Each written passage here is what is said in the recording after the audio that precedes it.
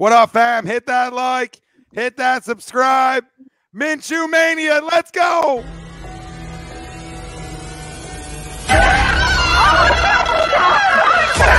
Let's go!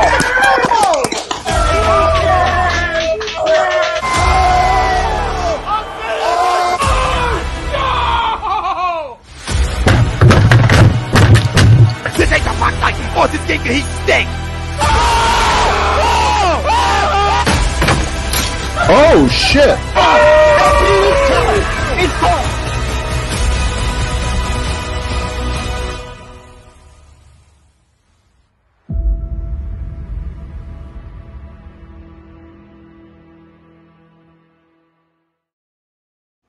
Bob Mannery here, and you're listening to Agree to Disagree, the flagship, only on A2D Radio. Uncle Sweeps, Nick Delgazzo, the legendary Brian Wilson, and the fucking man himself, Tom Arnone.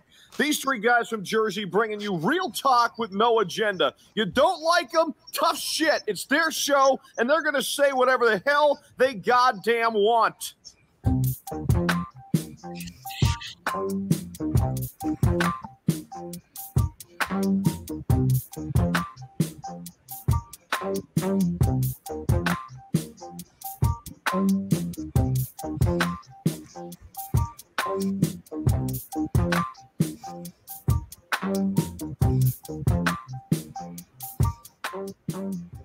Welcome in, everybody. This is Agree to Disagree, only on A2D Radio. Every Sunday, we are brought to you by our doc, Make 'em Yours. That's Dr. Paul Vidal, Specialized Physical Therapy, LLC, Burlington. Cherry Hill locations, find them on the web, specializedphysicaltherapy.com. Brian Wilson might be with us a little bit later, might not be. Game time decision. Greg Milwakovic already got his T-shirt in from Philly Drinkers. Go search the little search bar, click on A2D Radio, and get your Minshew Mania T-shirts. Get your little stash. Get a little stash on you. Nick Delgazzo, I'm Tom Arnone. The family out there, welcome in. We got a lot to talk about. Crumb of the week, we do it every show. We'll do it later on in the show. College football, playoffs, early predictions. Tell you who's going to cut the nets down. Cut the nets down in January. We'll discuss it. Great matchups, though. Great matchup. It's going to be fun. There's no debate on what four should be in. So in a year in years past, where there's always that debate on a team got snubbed. No snubs this year. Best four teams are playing, and it'll be a great college football playoff. So excited to talk about it and excited to watch it coming up. Game balls, we do it every week, and fumbles, a little segment we like to do. So who's getting game balls? Who's getting fumbles? Who are yours? We'll talk about it second half of the show. Our main topic at hand, Eagles, Jets, post-game. Ties right into our poll question, brought to you by Manscaped.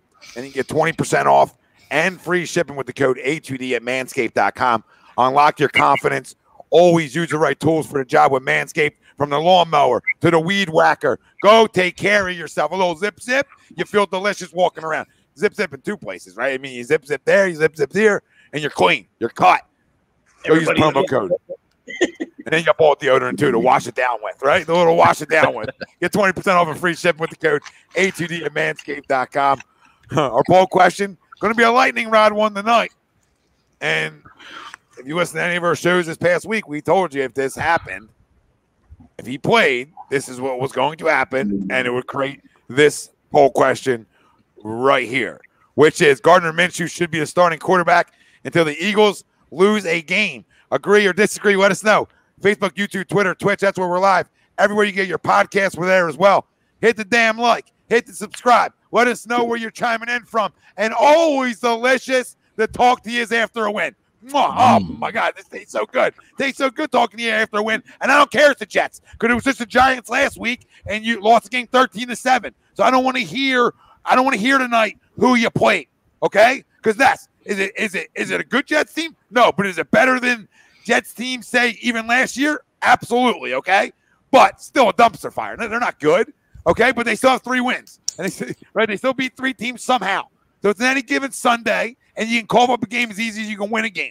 And who are we, right? Who are we to say, well, it's only the Jets or it's only anybody? We talked about that 2 weeks ago. It's not only anybody. We ain't great. So we got to go in and take care of our business. So to the poll, I'm not going to tell you until they lose a game. I'm just going to tell you, ride the last 4 out. Ride the last 4 out with you. See what you have. See what you have. See what you have, because everybody's going to tell me, what do you have to lose? Right? Everybody's going to tell me, well, once they get tape on him, Tom, there's plenty of years of tape. There's a couple years of tape. Okay? So the guy came out and played well. Am I crowning the way he played today? I'm not going to crown it. I'm going to tell you he played really well. All right? He took what was given to him. He made throws. He was on time. He was decisive. He ran an offense, which is what we've been begging Jalen Hurts to do. And so everybody tells me, well, Tom, you run the ball better. I don't want to hear it because you rushed for over 150 yards today as an offense. For over 150 yards today. You're going to run the football fine because of the road graders you have up front. All right? And you already proved that you can run the football. So guys are confident running the football. And your schemes and everything you do up front, they're going to have no problem running the football, no matter who the quarterback of this football team is. But if you watch this game today and you watch this entire season, right, it felt better to watch today, just as an offense, just as the way an offense should run. And I'm not telling you that I don't want guys running around and being able to run, because I like that kind of game, part of your game, right? But you got to be able to throw from the pocket. And you can't be giddy. If you weren't giddy today watching a guy throw from the pocket, and this is not the franchise quarterback, by the way, okay? The franchise quarterback isn't on this football team, in my opinion. Okay? At least I don't think so. Right? But let me get 4 games of this guy. Could he played in a shithole in Jacksonville that you can't even judge his numbers or anything off of because of where he played?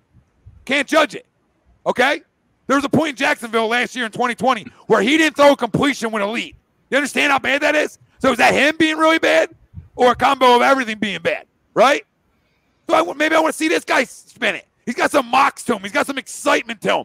Right? He's got a little maverick and goose to him. Right? So ride him. Ride him. Who cares? What do you got to lose?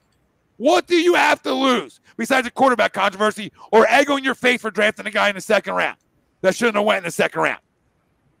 You have nothing to lose. So Nick Sirianni said Jalen's the guy if he's healthy, and I get it. I get it, I guess. But in reality, I don't get it because the guy just came out and played really good football. And the guy, when his last time out, the other quarterback's last time out, played like shit. Played like shit. And not against the 85 Bears either. Played like shit. So if you watch today and then say to yourself, oh, man, our offense could run a lot better with him. Right? Nick Sirianni looked more creative. His play calls look better. Right? Because you actually have a quarterback that can go through some reads. So right now, that's a hot hand to me. Now, is it going to be a hot hand after a bye week? I don't know. But you have a bye week now to really get him first-team reps.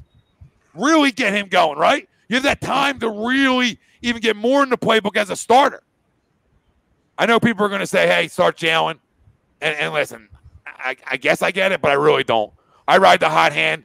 If I was 10 and whatever when Jalen Hurts went down or we were in first place in the division, then, yeah, you can't lose your job, right? You get your job back. And you were slinging it. But if you weren't slinging it, okay, and you weren't first in your division or even in the playoffs at the time, then you absolutely can lose your job in this league. And nobody can tell me otherwise. Nobody can tell me otherwise. Guy came out and played great football today. If you don't think he played great football, right, then I can't help you. A lot of quarterbacks turn the football over a shit ton. I watched a lot of football today. Guy took care of the football, right, was decisive, was quick, went through his progressions, and got it in some playmakers' hands. Is there some left out there? Something left to be desired? Yeah. I thought there was a throw or two. You know, he might have won it back. But, listen, he brings you enough mobility in this league to just get out of the pocket and make some plays. He's not a statue, per se. And he knows where he wants to go with the football. So, are you trying to win games and get to the postseason? Or are you trying to be all about feelings? Let us know where you stand. Because I agree. Boys, what do you say? Family out there, we're going to get to everything. I see all your comments. I see everything. It's Minshew Mania time, baby. Rally around it. That's how you throw from the goddamn pocket. My rant's over. Well, I mean, on this one, I'll disagree. And I love the kid, you know what I mean? But it's typical Eagles. They can't get out of their own way. And I think they enjoy controversy. They really do. I'm starting to believe that, you know what I mean? Because there was really no reason. We said this when they brought the dude in, that why is he here? You know, why is he here? Because, you know, you had Flacco. There's a guy that holds a clipboard at this stage in his career, and that's what you were looking for, an insurance policy, right? If you're going to let the kid, you know, play 17 games or whatever it is, and give him enough rope, you know, to see what he has, and you know, and to build a resume or, you know, whatever, and then you make your decision, you know, from there, I guess. But I don't know. Like I said, I do love the dude. He's got swagger and all that stuff. He brings an edge to him, and I couldn't agree with you more. You know what I mean? But in this case, I don't think it's going to happen, especially off a bye. I think they were just, that's what they were doing. Now, I probably would have agreed had they sprinkled him in a little bit prior to this. You know what I mean? Because if they showed the willingness to say, hey, listen, maybe today isn't your day, and let's change things up, like we're always saying. You know what I mean? Instead of being missionary, like all these pro sports are, they don't want to make the tough decision. Because for fear of, like you alluded to, hurting somebody's feelings. So. At that point, I don't know. Like I said, it's like I said, it's a great poll question. I'll just I'll just say disagree at this point. But I love what the kid brings to the table, and listen, I'm all for it. You know what I mean? So I don't think it's I don't think he's just a T-shirt. I don't think he's just a flash in the pan. Is he a franchise guy? I probably not. But like you said, you were the one that said, hey, listen, he was in Jacksonville, right? He hasn't been around. He hasn't been on a team that can run the football, and that's not an absolute. We make fun of the Eagles for a lot of the things they do, and but I don't think anybody would ever consider the Eagles being a dumpster fire. You know what I mean? That's where the guy started. You know what I mean? Mm-hmm. So. How could you, judge the body of work from where he came from? You know what I mean? So maybe he is, you know what I mean? Shit. He believes in himself. The dude's, the interaction with his dad, that's a tremendous video. The guys, all hopped up on fucking Mountain Dew and Red Bull, probably, right? All fucking piss and vinegar, right? Tom's kind of guy. And listen, fucking get up. So I hear you all on that. Cheers on the mellow. So, we know what the Eagles are going to do.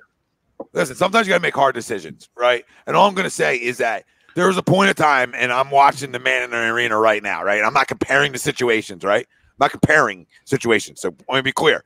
But like you're talking about at the time, Drew Bledsoe was owed $100+ fucking million, and one guy came in and just played so good, for one game, and they were like, or play good for 6 games or whatever it was, and they're playing good as a football team. And then granted, 6 games, and they let it ride. Sometimes you watch something, you say, this is better. Now that wasn't better than what they had, obviously, because of what they had was obviously better. But like, I don't want to look at his body. I don't want to look at all the arm strength. I just want to look at the guy and say, I think he's got fucking mocks, right? I think he's got some toughness, and I think he can read a goddamn defense pretty well, right? I think he can. And granted, it's just the Jets, but he's read other defenses well in the past. So that's why I want to say, you know what? It's not like the guy's 30 either. Like, why not? We owe it to ourselves to try to find out. This was a find out year, right? This was a find out year. This whole year was based on trying to find out what we're going to do for next year. And if I can have a stopgap in some way, or maybe the franchise guy, I don't know. I don't think so. Okay? I don't think either one is the franchise guy.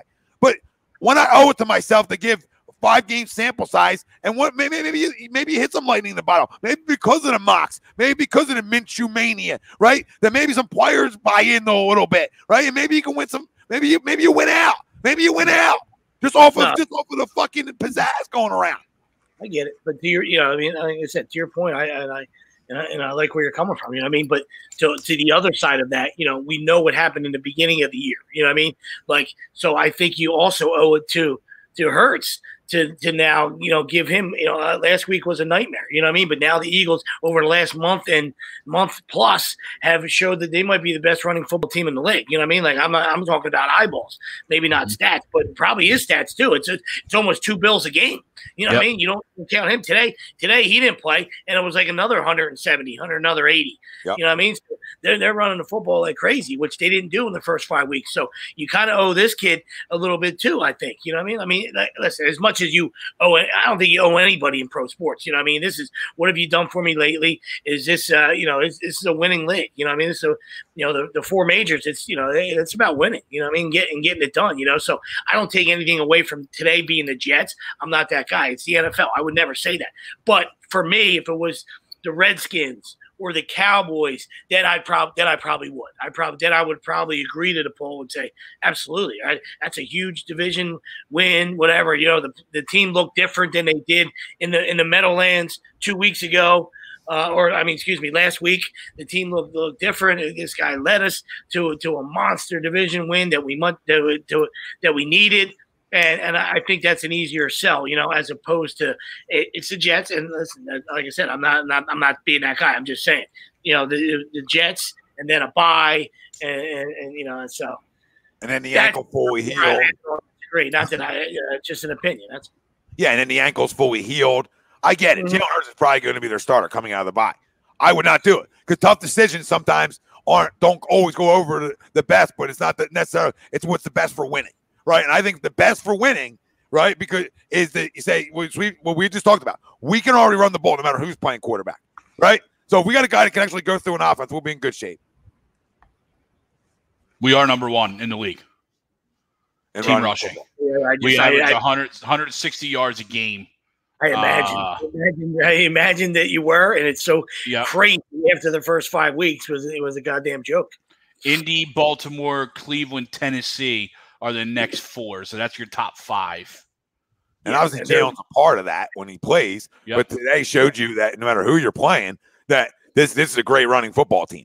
This is a damn good offensive line in terms of run blocking. And as Miles said in the post game, it's a different type of running because the holes weren't as open as they were because of the threat of Jalen being there as well, right? So it was almost back to just what these guys are regularly used to, having a more traditional pocket quarterback. Jay Kills, thanks, brother. Thanks for the super chat. Jay. Thanks, Jay. He was under a little bit. He wasn't under pressure. For the most part, you're right. There was times where he was under pressure. But yeah, I mean, for the most part, the offensive line played well. Right, before you go real quick, this should not be a crown party. And I want to be clear, just because I agree with the poll of him starting until he loses a football game because it's a hot hand. There's no way do I want to crown it either. I mean, I'm saying I need to see more too, right? I'm asking to see more because of the position we're in. We're in a win-win, right? You're on that verge of not being a playoff team and the verge of being a playoff team. So maybe you hit a little lightning in a bottle.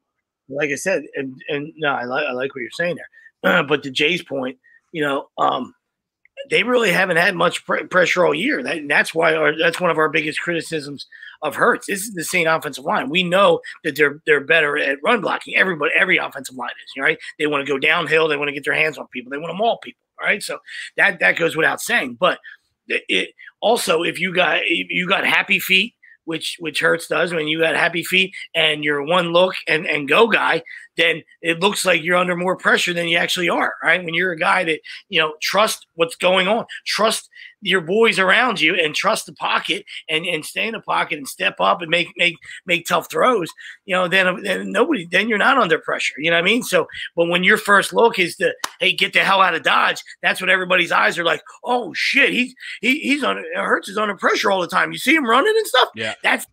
He's doing that. You know what I mean? Yeah. Right? Not all the time, but he's doing that. He's doing that a lot. It's about fast, right? And the whole thing you're even watching, like that, anybody that doesn't know football, which everybody watching A2D knows football, is about processing, being able to process fast, right? If you can process fast, you make up for a lot of stuff. We were talking about this with Jalen and not needing a gigantic arm, just needing to process fast. Bang, bang, bang, bang, bang. Where do I want to go with a football, right?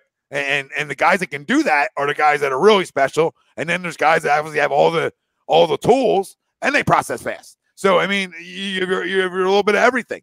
Go ahead, Greg. And Jay, I see him. We saw him, Jay. We saw him. He was out watering the flowers today.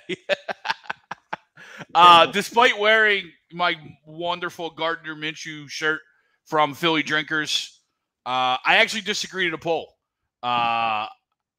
Tommy, you're 100% correct in everything you said.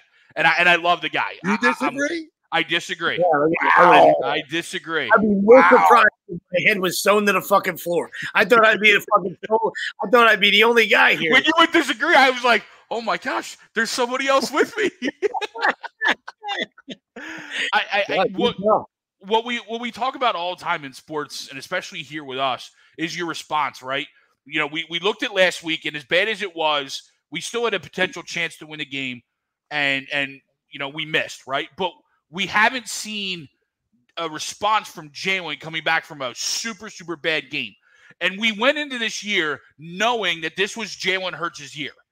I know what I have in Gardner Minshew. Like, this is what you have in Gardner Minshew. Not flashy, going to get the job done, you're probably going to win more games than you're going to lose. I think the Eagles kind of know what they have in Gardner as well. We still, through, 13 games, 12 games, 13 games, still unknown what we have in Jalen Hurts as a total package. I want to see all 16, 17 games of Jalen Hurts. And the reality of it, too, is if he's not it, I want the whole world to know that he's not it. I don't want it to come down to, they went with the hot hand. And because you're absolutely right, Tommy. Everything you said, I buy into. I absolutely buy into. It's the only thing I'll disagree is this year is Jalen Hurts' year to me. I bought into this year is his year, and I'm going to give it to him if he's healthy.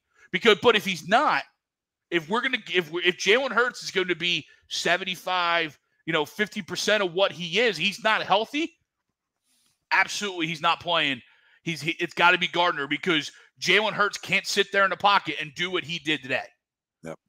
Yep. No, listen. No, he can't do what he did today. Yeah, Bill, that's what you heard. That's what you guys heard. I mean, I don't know what to tell you guys, right? We're freaking 6-7, and everybody's like, well, you know what? This caught the year up. It doesn't matter. I just want to say, I fucking know what he is.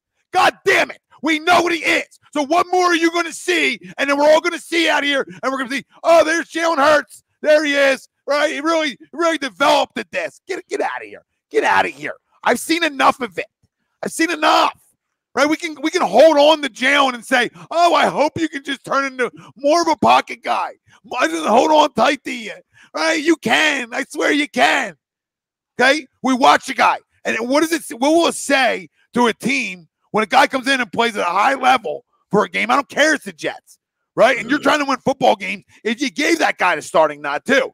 Hey, if I'm Nick Sirianni, I'm trying to set a fucking culture in a locker room. Right? The culture I'm setting is not that you can lose a job by injury, but you can lose a job by not playing well. Right? You can lose a job by not playing well and not getting better at something. And you don't tell me everybody in that goddamn NovaCare complex from the owner on down doesn't want somebody who can throw the football enough right now. Don't be surprised. Just don't be surprised. I think Jalen's a starter after the bye. I'm telling you, Bill, what I would do because I'm trying to win football games. And I think right now he gives you a better shot. Right, all young aside. I think right now Gardner Minshew for the rest of the season, we're not talking about next year. About right now gives you a better chance to win football games. He just does. I don't know what to say. You're playing the same types of teams. You got Washington twice. Right? They're hot. Right? You've been playing good football essentially. I mean, we caught up the games with that bad. 1-3. But they got Dallas before us. Dallas before us. So I mean, so I understand, being a fan and then obviously being realistic, and nobody's has a crystal ball and could say what actually could happen. You know what I mean? But I think you would agree that, that they're not, Super Bowl contenders. So at that point, I'm not saying you just mail it in and say, oh, listen, but you might as well see what the dude, see what kind of mocks the dude has down the stretch if he's healthy. You know what I mean? Hey, see if he can. Get sneak into that 7 spot or sneak into, if you beat Dallas and they stumbled and they stubbed their toe another week. Win a playoff game. Maybe steal a playoff game somehow. Maybe sneak in and steal a playoff game. So, to me, it's like, I know what you're saying. That's more big picture. You know what I mean? Like, I'd rather stay in the 5-6 week window if healthy and say, hey, listen, here's the keys. If you continue to shit on yourself, then that's kind of what most people thought was going to happen anyway, right? But at least you got, a full season and whatever, and 4+ games last year, and you got 21, 22 games on your resume to say like, hey, I got an opportunity. I don't know. That's kind of what I look at it. You know what I mean? But if you were on the verge of if you were just missing one piece and one spark, and like I said, I don't have a crystal ball. I don't know the way they run the fucking ball. It's pretty scary. You know what I mean? And they play good enough defense. I mean, it didn't look good early on, but then they threw a shutout up after the after that first quarter. You know what I mean? So yeah, I think a lot of early on they were playing zone, and then they went more matched up and man, and that's when they kind of locked down. Yeah, I know. I'm just saying, like, if you can't, in my eyes, if you can't win the whole thing, then I just look at it like you might as well keep developing. All right. And it doesn't have to be, at the expense of fans or at the expense of losing and all this. I get all that. You know what I mean? Like, people don't want to hear that shit. You know what I mean? But that's just the way I would do things in that 5 game, in that, 4 game window. You know what I mean? Where, I'm gonna take my shot if healthy and see what this dude's made of. Who, Minshew or Hurts? No, Hurts. I'm sorry. Hurts. Yeah. See, I'm just, I don't know. I'm not like, I listen. I get it. There's people out there like, Bill, you're gonna call me a fuck. You're gonna tell me what the fuck sense. What the fuck sense? Every year you're playing yes, it's more. Everybody wants to hoist to the fucking Lombardi, okay? But one team does it every year. So I got a first-year head coach, and I'm looking to come out of it being successful, right? And really successful would be finding your way into the postseason somehow. That'd be successful for year 1, right? And then that helps you build a little bit of a program too. That helps you, right? If you're a playoff team, right, and you got a lot of money to spend, you have a more chance of getting people to come here too because you're a playoff team. So you have those types of advantages. So I'm always wanting to get myself into the dance. I'm not saying Minshew's a franchise guy, but like, he's also 25 years old. We also don't know. I mean, people are going to tell me, like, Bill, you know what he is. No, you don't. So you know what Trevor Lawrence is? And I'm not comparing the two because Trevor, obviously, way bigger upside. But you see, like, he's playing in the same place. Not much different, Bill. And Trevor's Minshew went to the playoffs. And Trevor's took the Jags to the playoffs. And Trevor's an elite freaking prospect. Or is it my year after? That was Bortles. That Blaine Gabbert or Bortles? Yeah, no, that was Bortles. Oh, and they lost to the Patriots in the AFC Championship. Crazy. I forgot. I was a year off. I probably should have won the game. Yeah. And again, not crowning Minshew here. Just saying, like, I like, everybody's like the big Bill out there is making it sound like that I'm benching freaking Joe Montana. Like, are you kidding me? Like, no, I'm not. Like, how do you know he wasn't really benched today when 3 days ago he said he was playing? Yeah. I don't know. I'm not trying to make a controversy or a conspiracy theorist, but it's the Eagles. Like Sweep said, we love drama. We love to create it. We just love to be in it.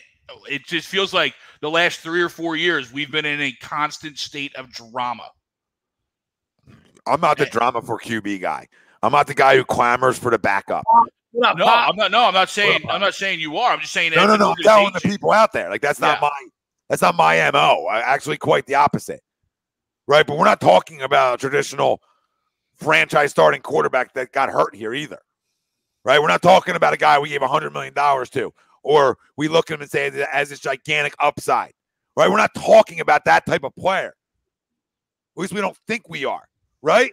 Hasn't shown it yet. Yeah, so we don't think we are. So let's be clear when you say, Tom, wake the fuck up. No, you wake the fuck up.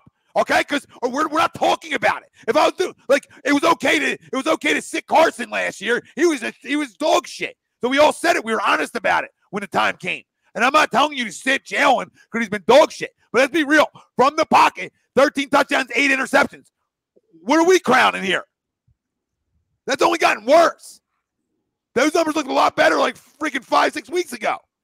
I'll tell you, and if 11 had this line, forget about it. You know what I mean? So, yeah. And that's it. We kept it as real as we could last year. And saying, hey, listen, it was time for a change. Not getting rid of him, but it was time to have a seat. He was the worst quarterback in the league last year, and he's gone. So I don't like to talk about the past. You know what I mean? But I got news for you. If he had this line, this year's line, come on, spinning it. Dude. Rob, I'm not going to tell you he overly impressed me, but he did what I thought he was capable of doing. Right? He just read an offense. So in terms of the other guy, of course he's going to look way more impressive. The other guy doesn't read a defense. The other guy doesn't go through progressions. We're talking about 2 different styles. Of course he's going to look better. Of course he's going to impress me more. I don't know. I want the ball out of my hands, especially when I have a run attack, when I have the ability to run the football like this. And I want to get my big money tight end involved as much as possible, right? Pay him a lot of money.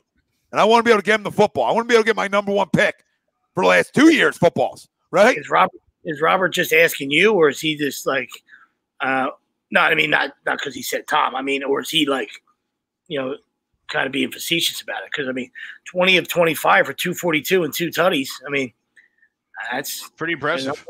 Yeah, you'll take that all day with 180 yards rushing too. Not him, the team. DJ, what do I have to be consistent about though? Like there's different leashes. Like different leashes. I said, like you did for Donovan, you sat him down and brought Carson back and saw what his response was going to be to a benching, right? That never came to fruition. I also said in that same rant, then if he comes back that next game in the first half, he's shit in the bed, then you got your answer, right? Then you have your answer. Then you bench him. Okay? But don't talk to me about leashes when you're talking about a $100 million guy and a second-round pick. I don't want to hear leashes. Leashes are different. One leash is long, the other leashes are short. I seen enough of what Jalen Hurts is. I'm here sitting here talking to you as Nick Saban. I know what Jalen Hurts is. I would rather have the guy to get the ball out of his hands, 2 playmakers, because I have playmakers here. I have enough playmakers offensively to be enough explosive, right? Enough, especially with the last 4 games I have, to be enough explosive to try to win some football games.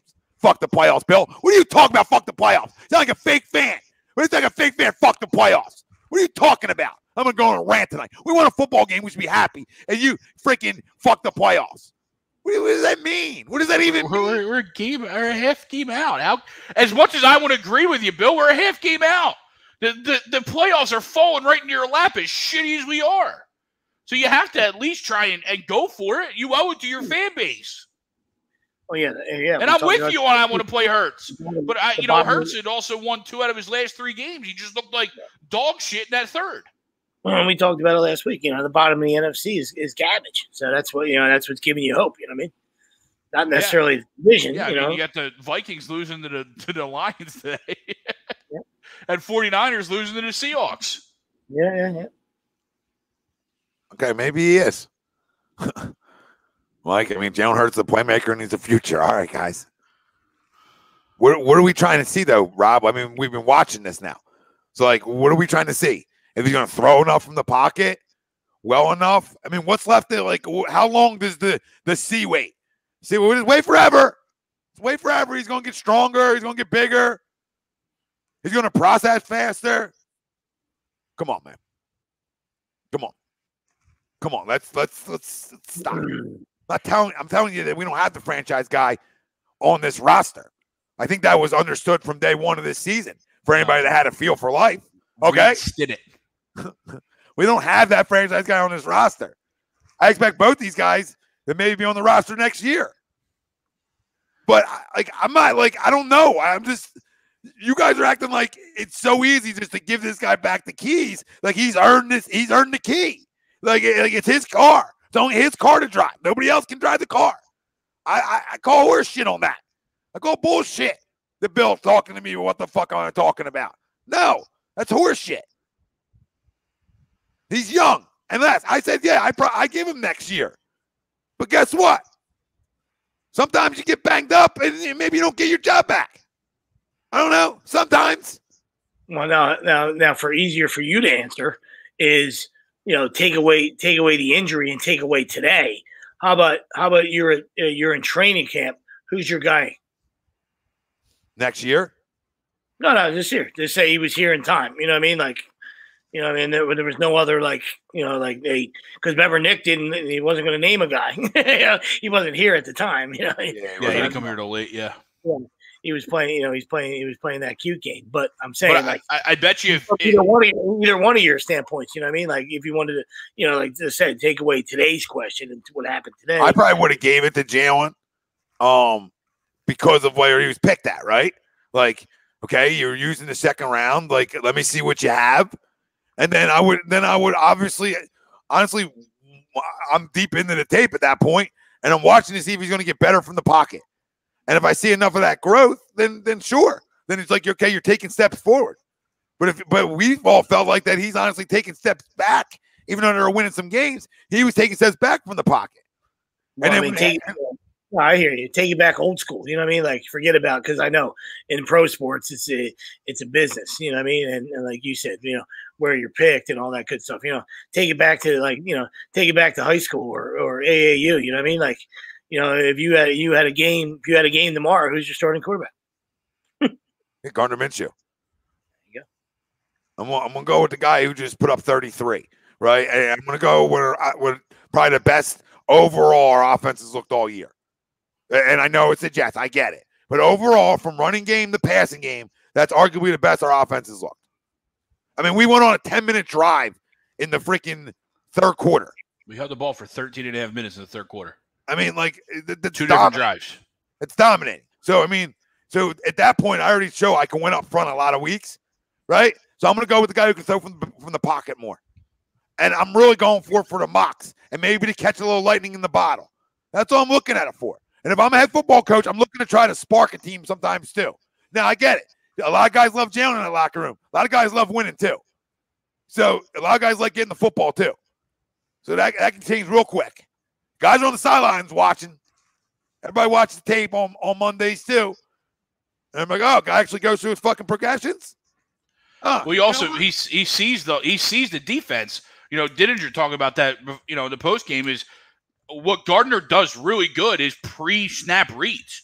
Like he knew that one throw to Goedert was going to be there before the snap even happened, just because he knew what he had in C.J. Mosley on Goedert. He knew that's a mismatch that he was going to take advantage of.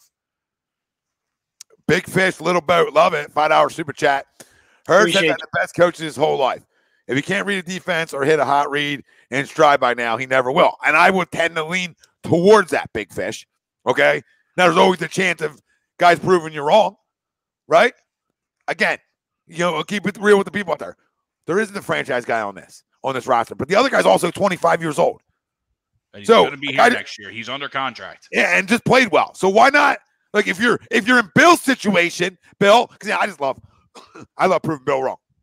If you're in Bill's camp, you have nothing to lose. So why not check out both? So you got game footage on both guys going into next year. So you can make an educated decision. Is the guy in-house or is the guy outside this house? If you're really evaluating everything, then evaluate everything. But we have this freaking thing with the quarterbacks around football. Like, well, it's a quarterback.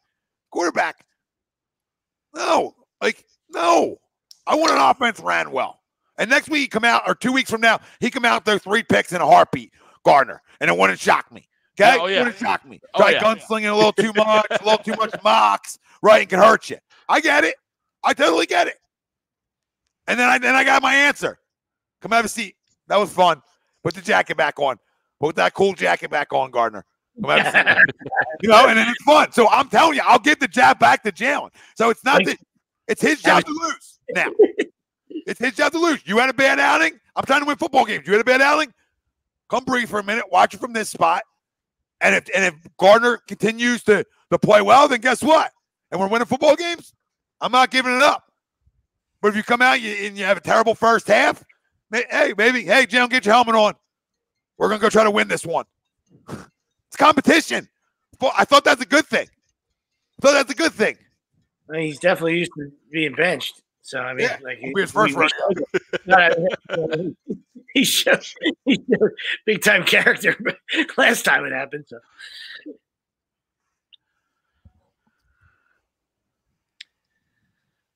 What are you going to do? Halftime, 2-minute warning here. 10-3 Chiefs. Broncos on the move. Sweet. I was thinking about your preseason question, and if we go back to it, Gardner probably plays a lot of the preseason just like Joe did. I mean, hell, there was almost a controversy of Joe becoming starting quarterback here, just because Jalen didn't play all offseason or all preseason.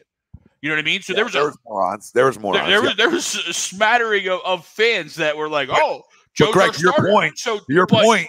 You swap out a 25-year-old with a 36-year-old, there probably would have been a lot more clamoring. Yeah, absolutely.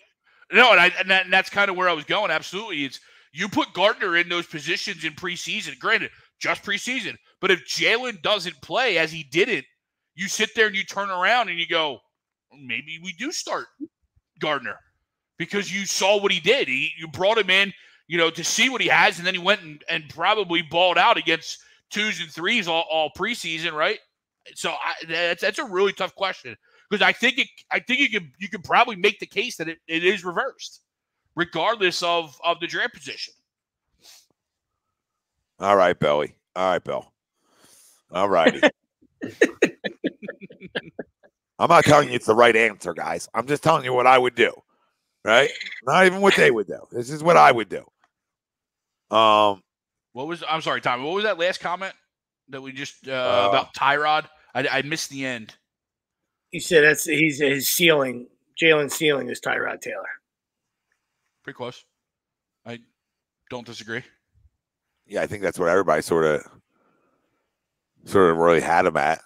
Mark says, I'm not waiting another year for him to prove himself. I want a winner now for sure, a more accurate passer. I don't want to wait and see if he can develop and end up going through the same stuff. I guess he's saying next year. And that's fine. I get that side of it too. In terms of Jalen. Yeah, and he also didn't have a lot of reps. Now, how much did they game plan for him? I don't know. You know? Yeah, that was the interesting one of breaking that down late. You know what I mean? Breaking that news late. For this? Sorry, I didn't mean to cut off. No, you're good. I was talking out loud. Noah Fant was wide open. I mean, that's the kind of stuff we're talking about, fellas. Like, you know, when you. Oh my God! Wow, what a terrible play call. When you can't make all the reads. Wow, what a terrible play call. You were so ahead of it. Play call. You were they so just ahead got of to the line of scrimmage. Yeah, that's what I said. They just snapped it. Tom was working already. Oh my God, that is terrible. Oh my God, should have just gave it on the reverse then if you're going to do that. Yeah, you had the ball for 13 minutes in the quarter. Take the 3. You understand? You already saw that he just missed a wide open Noah Fant, or this game should be 10-10. Good thing you cashed out, Tommy. I'll be furious right now. How many teams have our wide receivers dropped 4 TDs? That's on Hurts too. Nobody said that's on Hurts.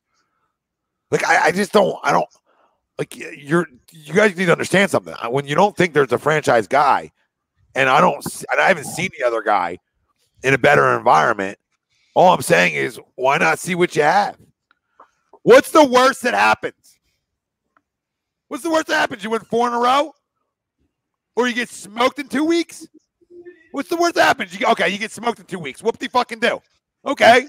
There was that possibility of happening with Hurts. Yeah. So you had no expectations anyway. So was the chances maybe they catch again? I'll say it again. Lightning in the bottle.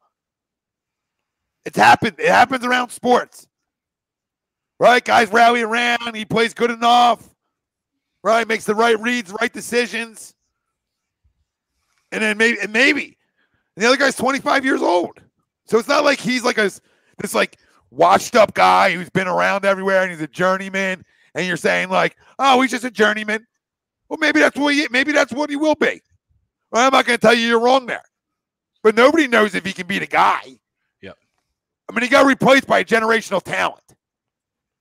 That's what you do when you're the number 1 pick in the draft. You take Trevor Lawrence.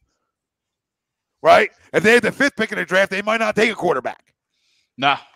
Right? It's like I'm not telling you they don't. No, you're right though. You know, thinking of them, right? If they don't have the number 1 pick, you know, Lawrence and Wilson are gone. They probably don't take Justin Fields, although with Urban there you might, just because of the connection. But they probably go out and get him a wide receiver, get him a offensive lineman, try and build around him because he had shown that he can win football games down there. But it's just they're the dreck of the Jacksonville Jaguars. Yeah. Okay. So, Tommy, seriously, though. You said Hurts, play Minshew. Let's say you run the table. We make the playoffs, even win a playoff game. What the fuck do you do now with Hurts? Help me. Who cares? What does it matter? What I don't have to do anything with Hurts. Who cares? Hurts just sits down. What do you mean? With 17 and probably 18 games coming soon, you're going to need 2 quarterbacks. In today's NFL, you need 2 quarterbacks.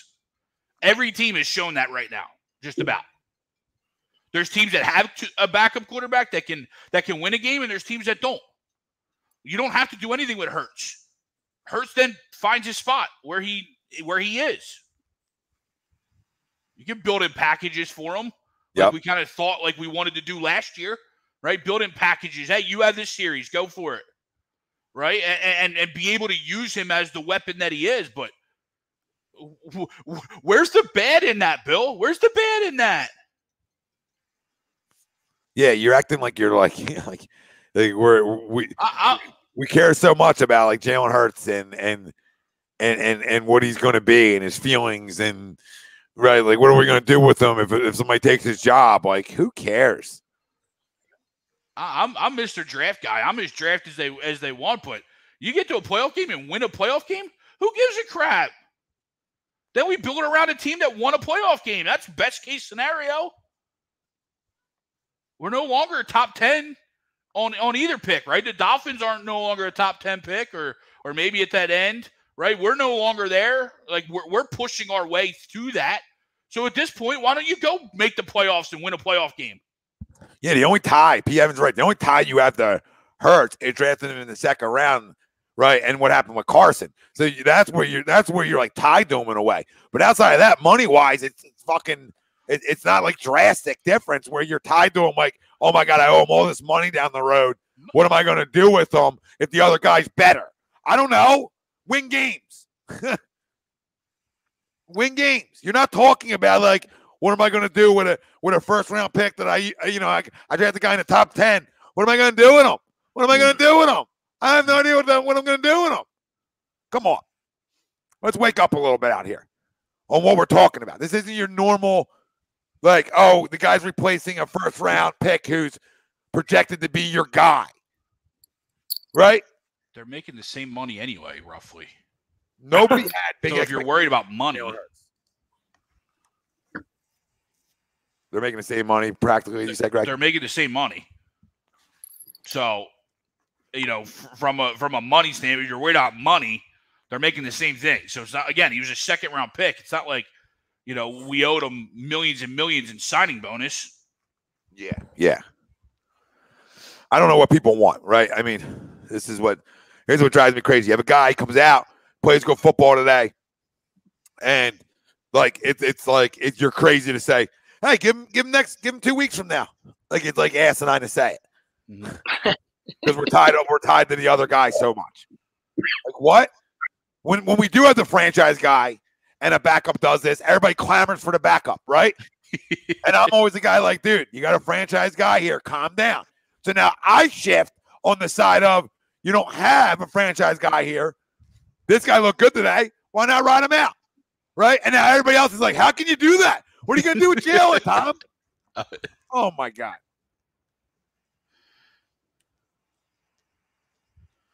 It's never ending. It's never ending. The backup quarterback is always going to haunt us. It's going to be forever. We might as well just build the guy a statue right now. Like put him in a fighter jet. Put him in a fighter jet over at the Navy Yard. Let's build him a statue right now.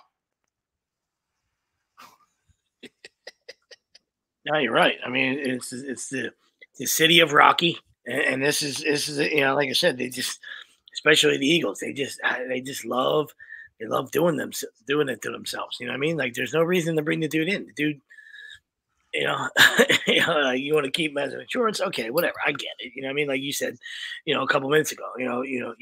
Most good teams have two guys or at least a serviceable backup. You know what I mean? Because in case anything goes wrong, you try to, if you keep the ship going in the right direction. You might not be obviously to the caliber of the starter, but you do enough where you can manage the game and find a way to get W's. And so that's kind of what you want out of your backup. Your backup should never be better than your starter, or that's an oxymoron. Then you obviously don't know what the fuck you're doing. Unless you're the Eagles. Unless you're the Eagles and Bill, was it bad football? I mean, now you're like, okay. Now you're like, I can't do this tonight. Like, come on. Nobody's crowning that. But the other guy struggles to throw for $150. Can we have a feel, please? Bill, he had 12. In the first half, Gardner already outthrew Jalen in his last 3 games combined. Like, Jalen had 129 yards last week passing against the Giants. So you're saying it's the Jets. It's the Giants. Come on, Bill. I know you got your Jalen pom-poms out, but come on, man. Yeah, I can't believe you're right. 246 for 2 is a lot better than 129 and 3 INTs. 4, right? 4, and probably 3 drops. Keep his rushing yards, right? Like the 70 rush yards don't make up for throwing for 120 yards to me.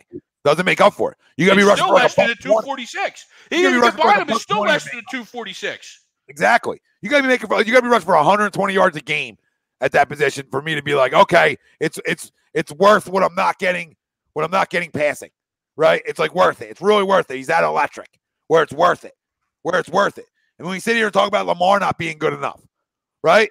This guy can't even hold his jock strap. So why can't Gardner steal his job? Why not? Why can't he? Why can't he come to a better situation? I'm not telling you build a team around him. I'm telling you I'd rather use my picks on personnel next year outside the quarterback position. And why not see if I have a little battle going into camp next year? Ain't going to hurt nobody. Ain't going to hurt nobody to work harder this all season. That don't hurt a soul. That doesn't hurt a soul out there. Nobody gets hurt by that. And the only negative I'll throw at today's game was I just think we kicked too many field goals, right? So if we're up against a team that's not the Jets, we need to convert a little bit more. But we scored on 7 straight possessions, regardless of that. Even with the field goals, we scored on 7 straight possessions. That's not good football. Our first punt was the last possession of the game. In a stressful game too, may I add, early on. Yeah, it was close. So like we're scoring points in a game where they're coming down and getting points right back at us. They're throwing it right back at us. So it's not like, oh yeah, it's just the Jets and you just beat them up early on, right? Like you're up 14-0, and you're rolling, and it's the Jets. No, you were down in that football game, and he had to go on drives. Had they have a kicker, that game's probably a lot closer because in their mind they had to go for it every 4th down. Yep. You know what I mean? That game really, almost at halftime was what, 23, should have been 23-21 is the reality of what that should have been.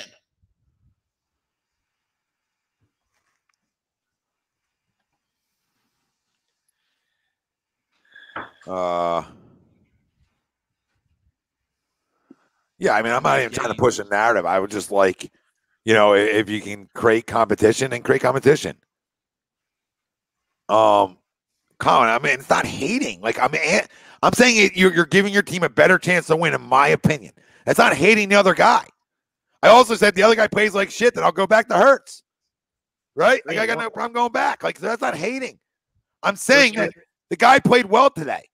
Why not give him the rock again? 3 of the last 4. Is that what he was saying? 3 and 1? Yeah, but it wasn't even 3 and 1. I know. Well, that's why I'm confused. I don't know what that is. You know what I mean? I just want to be a little more clear on what that's. Well, I guess Jalen himself won. No, it was 2 out of 4. Yeah, two. Because he had lost Giants, Chargers with Broncos and Saints in between. Yeah, let's not act like we're playing great football. Again, we're playing 500 football. We're playing 500 football. I'm not telling you to sit down a guy who was 3-1 in his last 4. That's not the case. If he was, then the conversation isn't made today. If they beat the Giants last week, the conversation doesn't come up today. Even if he was shitty in that game and they still find a way to win, the conversation doesn't come up because I'm judging a lot of it off of winning football games, guys. When you're trying to find out who the guy is or who your guy will be in the future, period, if it's on his roster or not, part of it comes down to, hey, do I have a guy on this roster I can win? I can win a few games in a row with? What's the worst that happens? You go win 2 weeks from now? That'd be so bad. People, that is the worst. That'd be so bad. Found out the way to win 2 weeks from now. I've seen worse. Who are we too fickle and quick to move on from, though? I'm not telling you to move on from him. He's still going to be here. I'm telling you to ride a hot hand for a minute. Maybe it's not a hot hand. I was just going to say, I don't know if it is, but I mean, you got to go with, that's the way your gut feels. You know what I mean? So hotter. Can I say hotter hand? Not a hot hand, a hotter hand. I'm going with the mocks. I'm going with the hotter hand because the other guy was throwing for 120 yards a game. Can we call that what it is, please? You're going with a better passer, all right? That's just call it what it is, all right? That's your decision, all right? And as a guy that watches football and enjoys it, and can pick anybody anybody he wants at that position. You know what I mean? Like you want a guy that can sling it. You know what I mean? That's listen, I'll make you a bad guy. You know what I mean? Like I'm old school. That's where I land too. Right. But I understand the league has changed, so listen, if you make all kinds of plays and I know people want to say he's a playmaker. Okay. It's a short window too. It's a short sample size. You know what I mean? So this isn't a 10-year career of playmaking. So let's calm down on that too. You know what I mean? But he has the ability to make plays. Absolutely. I mean, can he do it for a long time? And can you win football games? Enough football games that matter, right? Not the fucking weeks 5 and 6 where, you stole some games, credit to you. There you go. I mean, listen, he was traded for a 6th-round pick because they drafted they used a 1st-round pick for Trevor Lawrence. So I'm not telling you that he's worth more than a 6th-round pick. I'm just saying they could not pass up on the situation that was put in front of their face. Let's be real. And I'm not telling you that guy is good enough to be your franchise guy. I'm just saying nobody passes up that situation either. That's just common sense. And especially not when it comes with your other options, a 35-year-old, statue at this point in his career. No disrespect to Joe, but it's not like you were set at backup quarterback.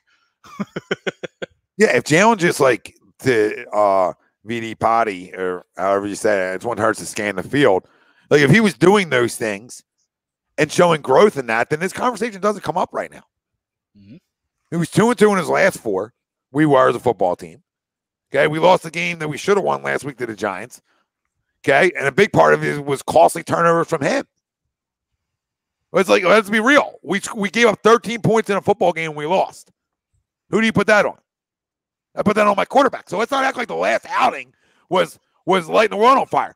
Don't be surprised because, listen, somebody in this organization up top wants a guy who can throw the football around a little bit. Right? So just don't be surprised if they say the ankle's a little more serious than led on to believe. I could fucking smell that. All right? That's how they sell it. Ankle's a little worse than led on. Might be good to give him this extra week. Well, listen. Yeah, and 3 interceptions, Chris, is not growth. Right? That's actually the opposite. That's the opposite of growth. Again, if you're going up against one of the best defenses in football, you're like, okay, come on. These were egregious interceptions last week. Yeah, a lot of, especially the timing of a lot of them in the red zone or timing in place, right? 2 in the red zone, 1 at the end of a half. When you're going for 3, it's stop with Lamar. Lamar and him aren't the same guy, bud. And I see your profile picture, Sly. So first off, let's stop comparing the two. Please. We owe that to our fan base too. Immediately. Why do we have to let him do anything? I don't know. Like, why, Jay? Why? What do I owe him? J-Love, I agreed with you on the poll, right? So I'm with you, but what has to that point, what hasn't he done or what has he shown you that he needs the end? Mine's purely just I want everyone who thinks he's good to really prove that he sucks. Like I'm just a trolling son of a bitch. So that's where my disagree to the poll question comes from is, hey, let's put it out there. Hey, you got 16 to 17 games. Here's what you are. But what is he really doing very well from the quarterback position that we need to give him anything? I don't know. I don't know, guys. I don't know. And I'm not telling you that you're benching him because of poor performance. I'm just you're not even benching him. The other guy came in, right? Guy was hurt. Guy came in, played really well. You like what you saw on tape? You feel like he gives you a better chance to win right now? He can still run the football at a high clip, so it's not going to hurt your running game. And you go see if you can beat a tough Washington team in 2 weeks. Yeah, you give that merry-go-round another go. Well, all right, let's go. Hey, and don't tell me you can't go back to Hurts. Like, I don't want to hear that either. Because, like, you can so. Like, you know what I mean? Like, why can't you? Guy's going to say no? What's he going to pull a Marvin Bagley and, like, not check in? Or whoever that was? Like, what, you know what I mean? Where you going to not check in? Going to pull a Scottie Pippen? Right? I'm not going to check in here? The fuck out of here. Guy's going to go in and the guy's going to try to prove the decision was wrong.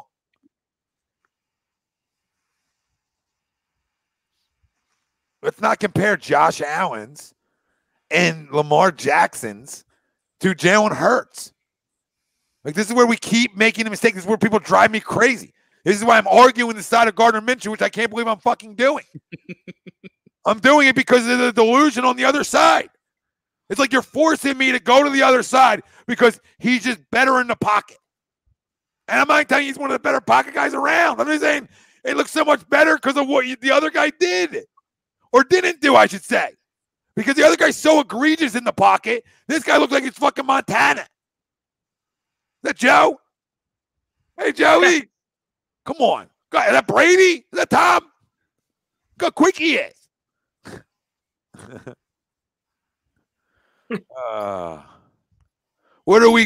Give Jalen credit for what, Chris? For what? We've given him credit when he's done good things. We absolutely have. We gave him credit. Let's start talking about what he does well. Then he came out and threw 3 picks. Then we got to talk about what he didn't do well. That quickly. He fucking shit right in our face.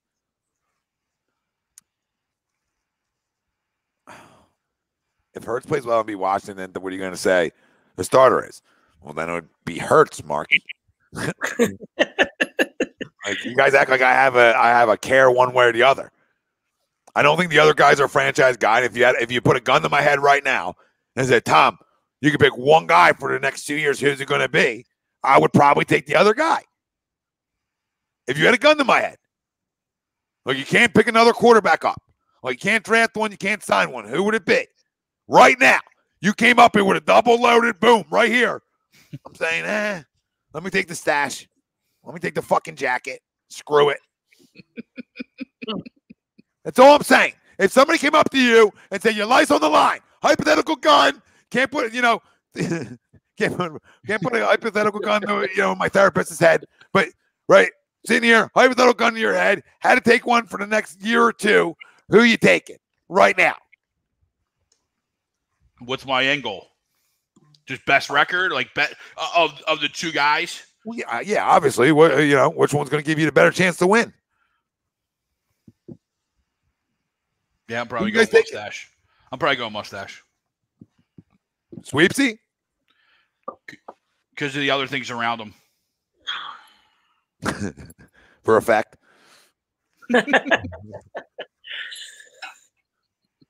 Oh, man.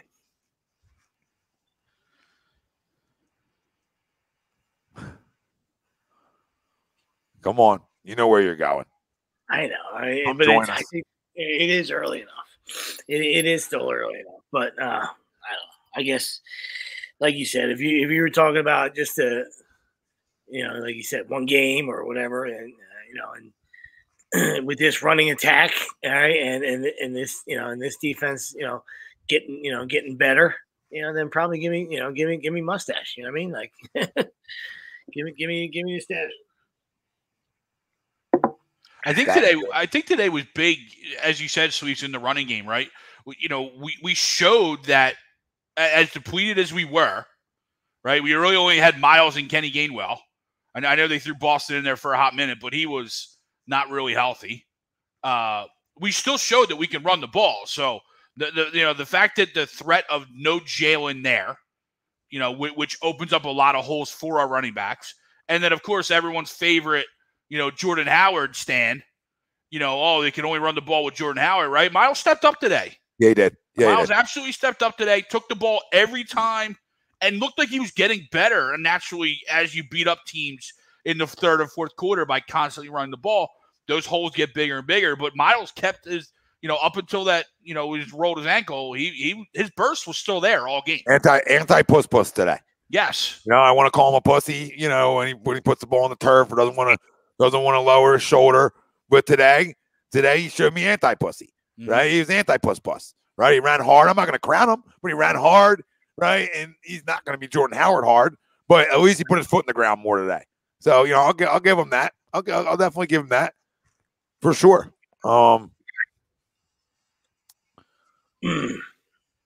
Listen, it's not about being proved wrong. I mean, like, it is what it is. Everybody has different, different opinions and different likes, and out of different players, no matter what sport we're talking about. So, at the end of the day, listen, if he play, we've said this before, and these two guys are Eagle guys. You know what I mean? If the guy, plays at an elite level and wins football games, all right, those guys are going to be the number one guys cheering.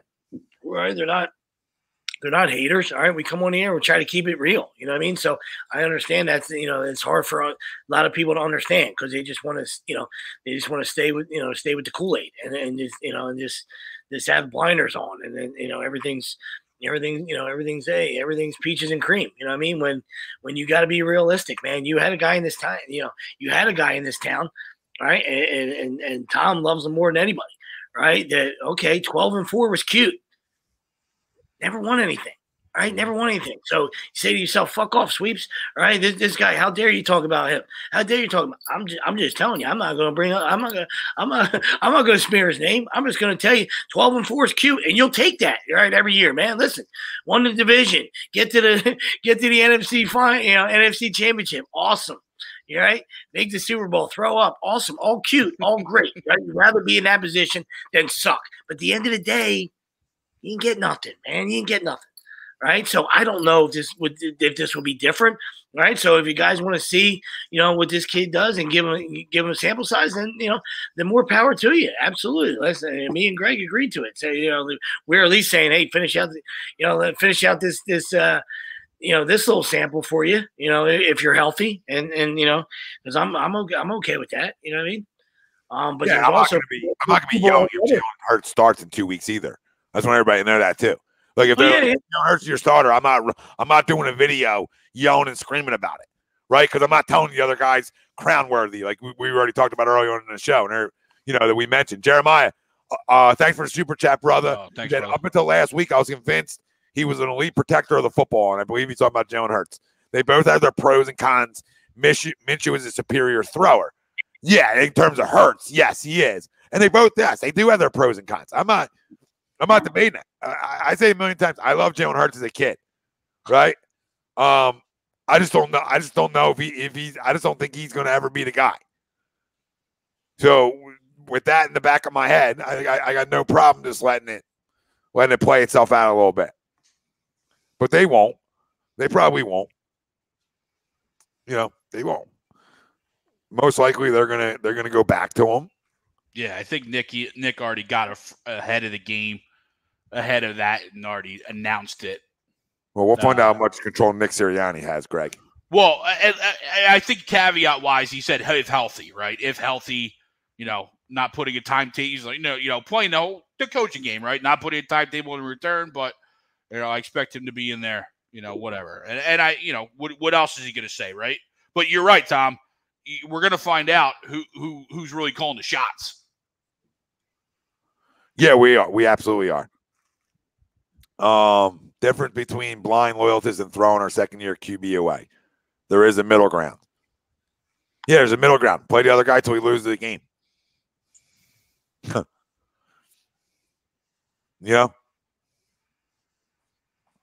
Carter's right. Gardner Anderson. Hurts no vision in the pocket. His deep ball sucks. Trade his ass. I'm not even there. You know what I mean? No, we don't trade him. Like I'm not even. Like I'm just not there. I'm not there. Right. Like I in no way, shape, or form did I want to agree to this poll, and the narrative be like, look, Tom's typical Philly guy, always looking for the backup quarterback. Not who I am. That's not my true colors. Right. Same guy who freaking was security for Carson Wentz here for years. Right. Oh, this guy's personal security around here. Can I see your badge, please? Yeah, like, so I'm not the guy to do that. Your badge. I'm just saying, why not? What happens if this guy can be good? Was just in a bad situation, right? Because when you watch him in Jacksonville, I think everybody thought the same thing. Man, Gardner can spin it a little bit, right? We all thought the same thing. And hell, they were down enough. Hell, they were down enough. He threw the ball a lot. Another drop ball. I mean, it's time for Tyreek to have a seat. That's what I'm talking about. Like, see, that's the kind of things that people won't do. It's 2 drops. That's 2 drops by Tyreek right there. So obviously on the Broncos side. So giddy up. That's 4 interceptions for the Rook, though. Defensive player of the year, rookie. Yeah, people told me he wouldn't have more than one. Someone might have a couple shekels on it. No, that's not him. Right? That's obviously a drop, but he's still a number, still counts, right? Still counts. Kid's got 4. People told me, Tom, man, he's not elite. He's not elite. He's not elite out there. Nobody throws him. And I said, well, they're going to throw him at the NFL level because they're going to find out if he can play. 4. Shut the fuck up. The fuck up. Fuck up. Great.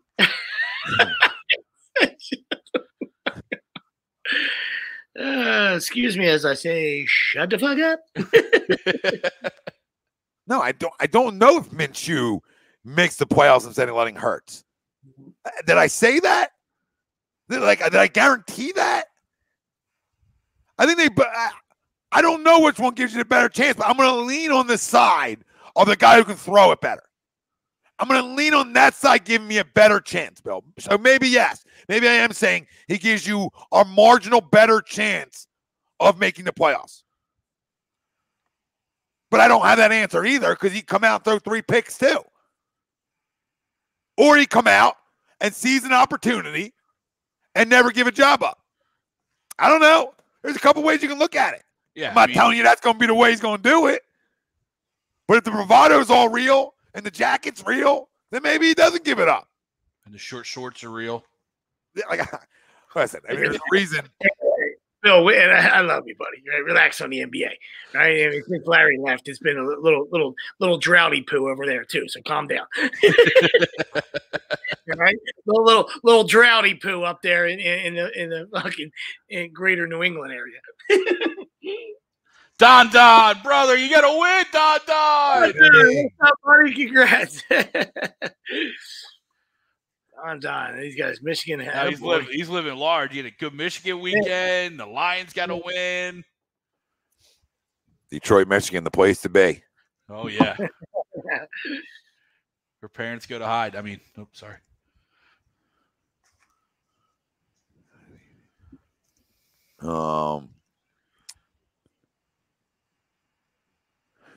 Umberto, just the increase of productivity from Goddard today is a good argument for Minshew to take the job.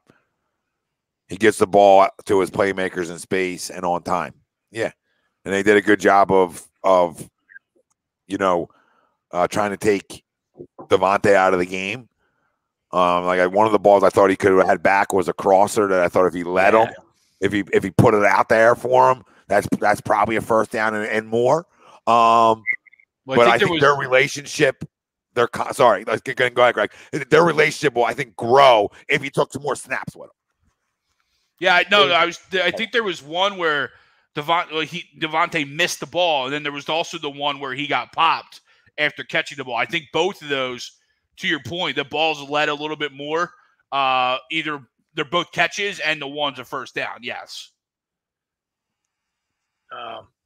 Yeah, I mean, listen, the kind of game you're looking for from Dallas too. So whether it was the Jets or whether it was the quarterback or the scheme or the coaches deciding, hey, it's time to feed this guy. I mean, he's but terrible hair.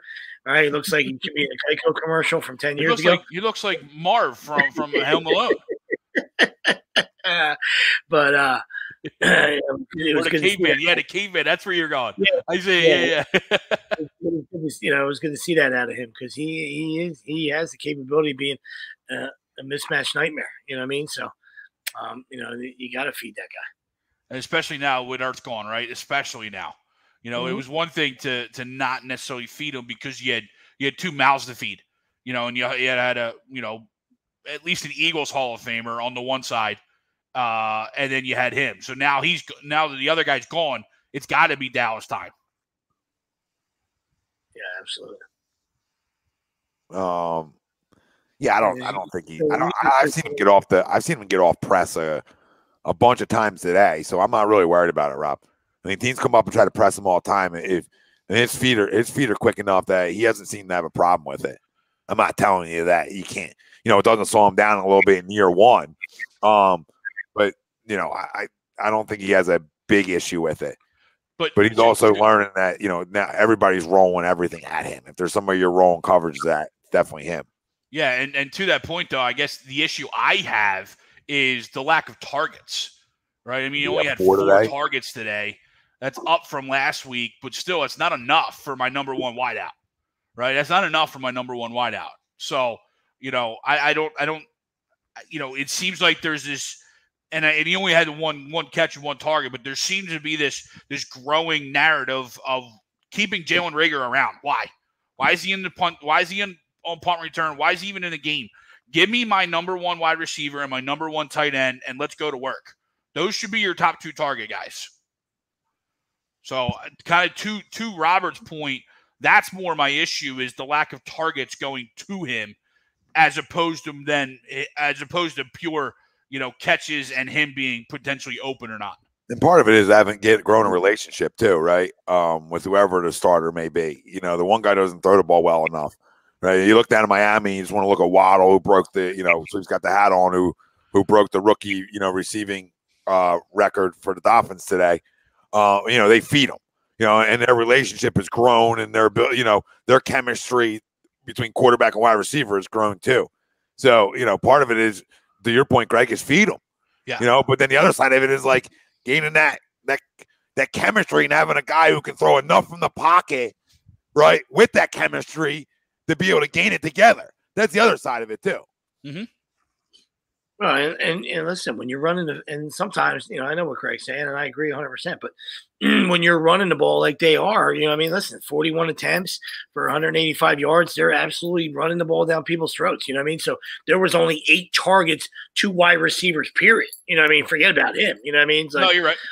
It was, Goddard got his 6, Gainwell had 5 targets, and Sanders had 3 targets, So it wasn't like, somebody else was being, and not that you were alluding to that, not that like he was just locking in on somebody else, Obviously today was Goddard's day. He was able to, for sure. 6 targets, 6 catches, So, when that happens, listen, I like those percentages. I like 100% percentages when I'm going to a dude. That's Kenny and Miles too, and Quez as well. Everybody was 100% except for guys Devontae. get open when you're rolling stuff to people, right? That's where you hurt guys with other guys, and that's where other guys, making plays and catching balls wide open or making plays in space, right? Then you start. Then when teams watch tape, they're like, okay. We don't want to roll too much at Devontae because they're A, B, and C can hurt you here too. So we got to almost go man up and say, you know what? So, we're not going to treat one guy different than the other. And that's where a guy can then start having big gains, right?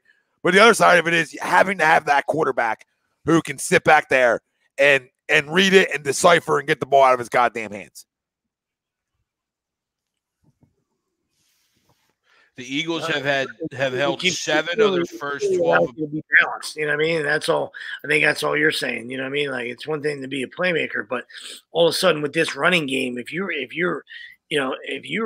that kind of balance where you can also beat somebody with your arm, and that's all we've been asking for all year. Like, hey, we're asking the dude to be, a superhero or do all the all these things, right? But you have to win a game sometimes with your arm, and that's where last week came into play. I understand the drop, I get it, but at the end of the day, it's a loss.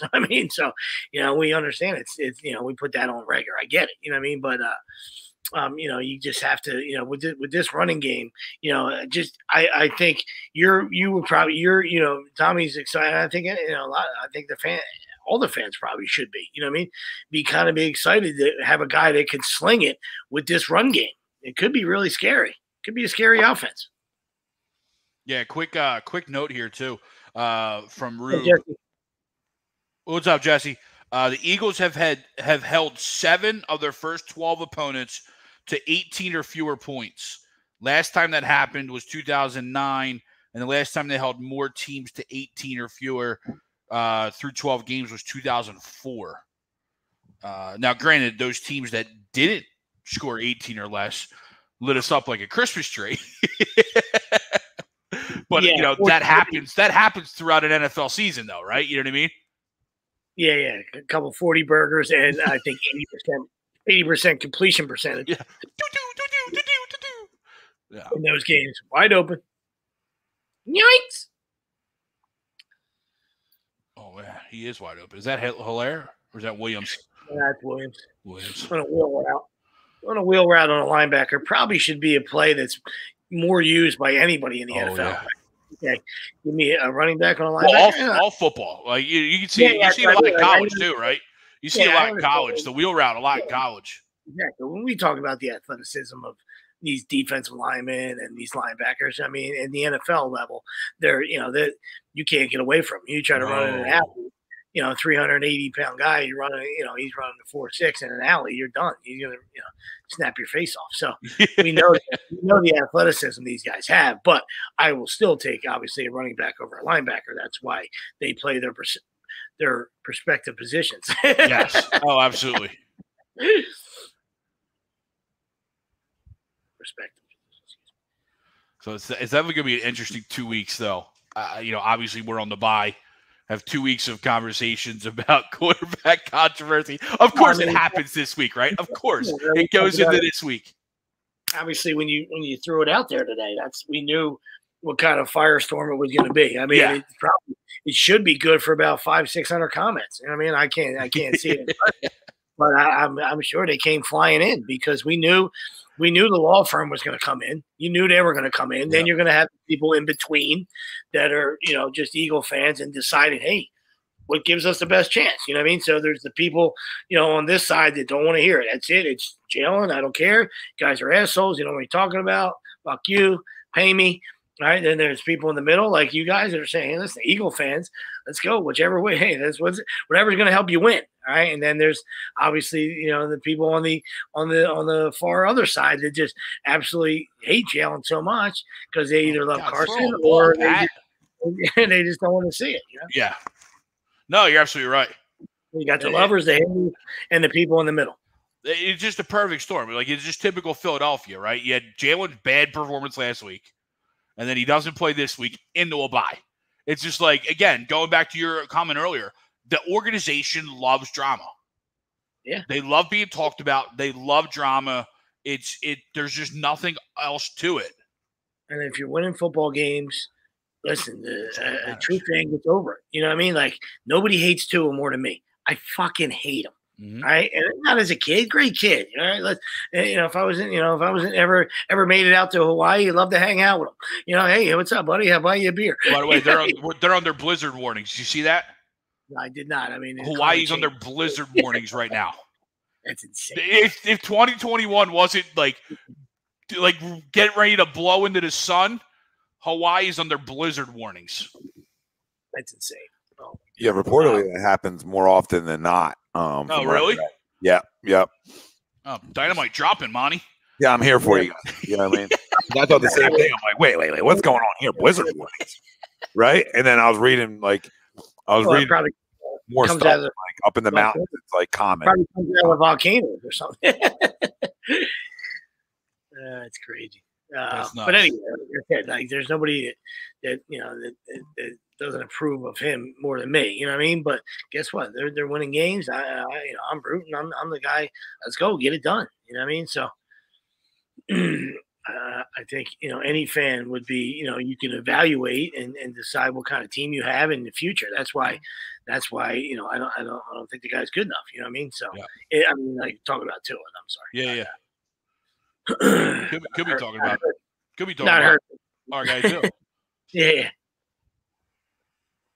Yeah, for the big picture, you know what I mean? Not for what happens though in defensive Tua, not that I need to defend them for you, but in defensive Tua, what happens is for young guys, if they start winning football games, right? Maybe their confidence grows and they get better, and they get the time to get better and they get the confidence to get better, right? A lot of these are being in good situations for a lot of these kids too, right? Like not being Justin Fields of the world and being stuck in Chicago, right? And being in better situations where you can actually get better. And look at last year, right? I mean, last year, they had no problem at times putting him down, right? Putting him down. So we're having this conversation right now where they drafted a guy, the 5th pick overall, wherever it is, 4th pick, right? 6th, whatever the fuck it was, right? Yes. They had no problem saying, you know what? We got a hot hand right now, right? We're going to ride him. They had no problem essentially saying that. And I'm not telling you that's the way you always got to go about it. But then the guy comes back and he gets banged up this year, and you don't know, and then he comes back and he plays good, and he's been playing good football. Right? Not playing great. I'm not crowning him. I'm not saying it. But if you look at two different places, we were talking about Herbert's skill set 100 times better. Right? 100 times better. And his football team stubbed their toe a bunch. Right? Yeah. And the other guy, in this conversation, is finding ways to win football games. His team's finding ways to win football games. So when that goes on and those two things are going on the same path, now it gives that young quarterback a chance to, he gets the time to get better. And then he starts getting confidence in getting better. Right? And I think he needs a lot of work to do. He needs to be able to stretch the field more, blah, blah, blah, blah, blah. But, maybe those things can come when you're winning football games. If you're not winning football games, you don't even get the chance for those things to come. But why is that the exact reason? This isn't his rookie season. The rookie season's over. I mean, let's stop. Let's stop. This isn't Ben Simmons. He doesn't get a million rookie years. He's played in probably 25 games if you actually go back to his rookie season. Yeah, it's not like he didn't get snaps last year. And it's not like he didn't start games last year. So this isn't a shit on Jalen Hurts party tonight. It's not what it is. It's just trying to figure out, hey, what's the best course of action, for us to win. He's played in 27 games. So that's almost 2 years worth of actual game time. Now, granted, probably the first, probably take 4 or 5 of them out because he didn't actually really do anything, but he was in the game, right? Those early games last year where they just put him in as just, a decoy. But, he's made his ways, and he started 4 games last year, right? Yeah. I mean, that's all I would count. I mean, I know what you're saying. If you, we're getting, they were giving them the ball and letting them run a series or something. That's, I hear that. So not to blow a hole in your theory. No, you're absolutely right. I only count. I only count to 4 from last year. You know what I mean? And this right there, and that's why we said in the beginning of the year, good, bad, or indifferent. I am giving the guy all 17. That's the way I was doing it. You know what I mean? Yeah. Even though in game, I like to pull guys. Right? That's how I like to do things. You know what I mean? So that's why I'm so conflicted. I'm all for that. He would stay the starter, but in a game, hey, have a seat, buddy. I mean, if I'm not feeling it, you know what I mean? So I'd say that's kind of stuff I like to do. But I still wanted to give the guy 17 and see what you got, man. You're at this point, you made your bed. You know what I mean? Once you dealt 11, you made your bed. You know what I mean? In essence, you know what I mean? There's some guys out there that that might it's going to take some yeoman effort to get them here. It's going to take some other stuff that, some assets that you might not want to give up. You know what I mean? Hanging on to those 3 first is delicious. Yeah, Sweeps, that's where I'm so conflicted because I was the guy, saying at the beginning of the year, right? We're giving him 17 games, find out what he is, blah, blah, blah. And that's why I'm conflicted. That's why I was conflicted, wondering where I was going to go with this poll, right? Before the show started. Because I didn't want to be a walking contradiction on what I was saying preseason, right? Mm-hmm. Then the other side of me is man, I just watched a guy run an offense better, right? Go through his reads better. And I'm man, I'm not trying to shit on the other guy and not give him his 17 either. So I'm in a weird spot because I'm not the guy that ever clamors for the backup. So I don't know. I just don't think the guy's starting that good to even call the guy behind him a backup. Depending on who the guy is, right? I mean, depending on who the guy is. There's a lot of bad backups in this league that I'll take Jalen Hurts over in a heartbeat, right? But then there's also guys like him that were in a weird situation. That's not saying he can play, right? It's saying like context. Look where he was at. And to that point, he didn't help make them better. So let's, you know what I mean? Let's obviously call a spade a spade. He didn't elevate them either, right? So as much as they were a dumpster fire, it wasn't like he was the savior either. No, and I would say most 23-year-old guys at the time, 24-year-old guys, might not make a team better, but then there's guys that do, right? Then there's guys that absolutely do, and they're around too. So, where is he? And he might, and I said, in a right situation, he's another guy that can have success probably. We say the same thing about Jalen Hurts. In the right situation, he can have success. I would even go a step further and say in the right situation, a pocket guy who goes through his reads can have more success than the gadget spinner. I'll go on the record. I'll go on a limb. I'll put my reputation on it. I'm watching a guy Mac Jones in New England have success just getting the ball out of his fucking hands. Getting the ball out of his hands and playing great defense. Now, we don't play great defense here. So, I understand that. You understand what I'm saying now. Like, that's all Mac Jones is doing. He doesn't have this great skill set. Let's be real. Right? Coming out of Alabama, like, Mac Jones doesn't have this great skill. Oh, my dome. Did you see that lineman get blocked? Yep, there's a penalty. But, like, coming out of college, what does Mac Jones do that's elite? Oh, God, why is that a penalty? Jesus. What does he do? What does he do that's elite? Besides process. That's my man Cushenberry, too. Wow. Right, boys? What does Mac Jones coming out of Alabama do that's elite besides process? Hitting 2 gloves is awful. That's I'm a Mac Jones guy. Me too. I'm just saying, like, some of these guys all fall in love with skill set, right? Like, I think he's got a good enough arm, but I think he processes and he's accurate as shit, right? And those two things are always going to be more important to me. Can you process? Are you accurate, right? Are you making the right decisions? Can you take care of the football? I mean, dude, we talk about Tom Brady and the GOAT conversation, which none of these guys are in that conversation of, but 90% of it isn't even the physical attributes, right? It's the processing and then the accuracy and the fucking proving everybody in the fucking world wrong. Now, neither of these guys are on that world, but I'm saying Mac's got a good arm. He doesn't have to show it because that's what they're going to do. That's what Bill does. Yeah, I'm not saying he has a bad one. I just don't know, like in terms of like comparing him and a guy like Minshew. Like I think he has a better arm than Minshew does. But in terms of just being able to process and like if you're in the right situation was my whole conversation. Like in the right situation, like if Mac Jones went somewhere else right away, does he have as much success right now? I don't know. No, absolutely not. Absolutely not. I agree with you. I mean, you don't have to be. If you got to be a gunslinger at a young age, and you're not that, then you're going to see some problems. You're going to struggle. You know what I mean? And but when you're in a great situation, great coaching, and a great defense and a running game, which we're running back by committee, you got to do enough, and you win football games, and now you find yourself as the number 1 seed and growing, right? When we were talking about that, right? And then growing and confidence and with confidence comes, right? With confidence comes being even more on time and trusting even more what your eyes see, right? And all those things. You don't have to do that as a rookie, then more power to you. You know what I mean? Like, as much as we'd love to throw the ball down and to Jesse's point, you know what I mean? He can throw the deep ball. I mean, the dude can spin it. I love Mac Jones, you know what I mean? But he hasn't had to, you know what I mean? Because that's the situation they're putting him in, you know what I mean? So, had he had to be in that situation where they had to win games with his arm and they were relying on him, they might be 4-8, you know what I mean? And they struggled early on until they found their identity, right? And then they went nuts. And then, that's what being the GOAT, being the best coach of all time does, you know what I mean? Finds his strength. And so it's what he's always done, you know what I mean?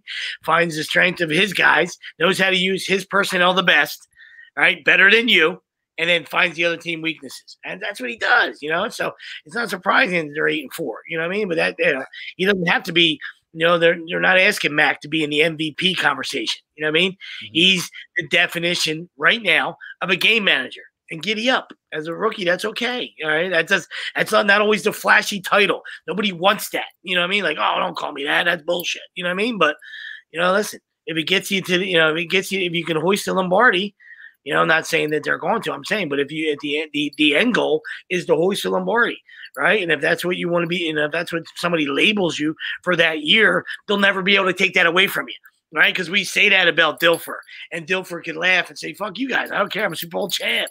Suck my dick. I'm a Super Bowl champ." I'm going to say something, and you guys can punch me right in the face from virtually, but like you might have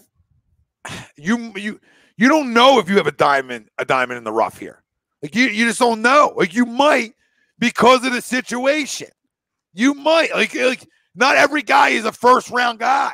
Like sometimes you find guys in later rounds. Some guys are in bad situations and they spin the shit out. They show you they can spin it, but the team's so bad that they're obviously going to go look for a quarterback and they got the number 1 pick. Right. So I don't want to hear that he was traded for a 6th round pick because he can't play. He was traded for a 6th round pick because there's a generational fucking talent on the board. And you don't pass on those things.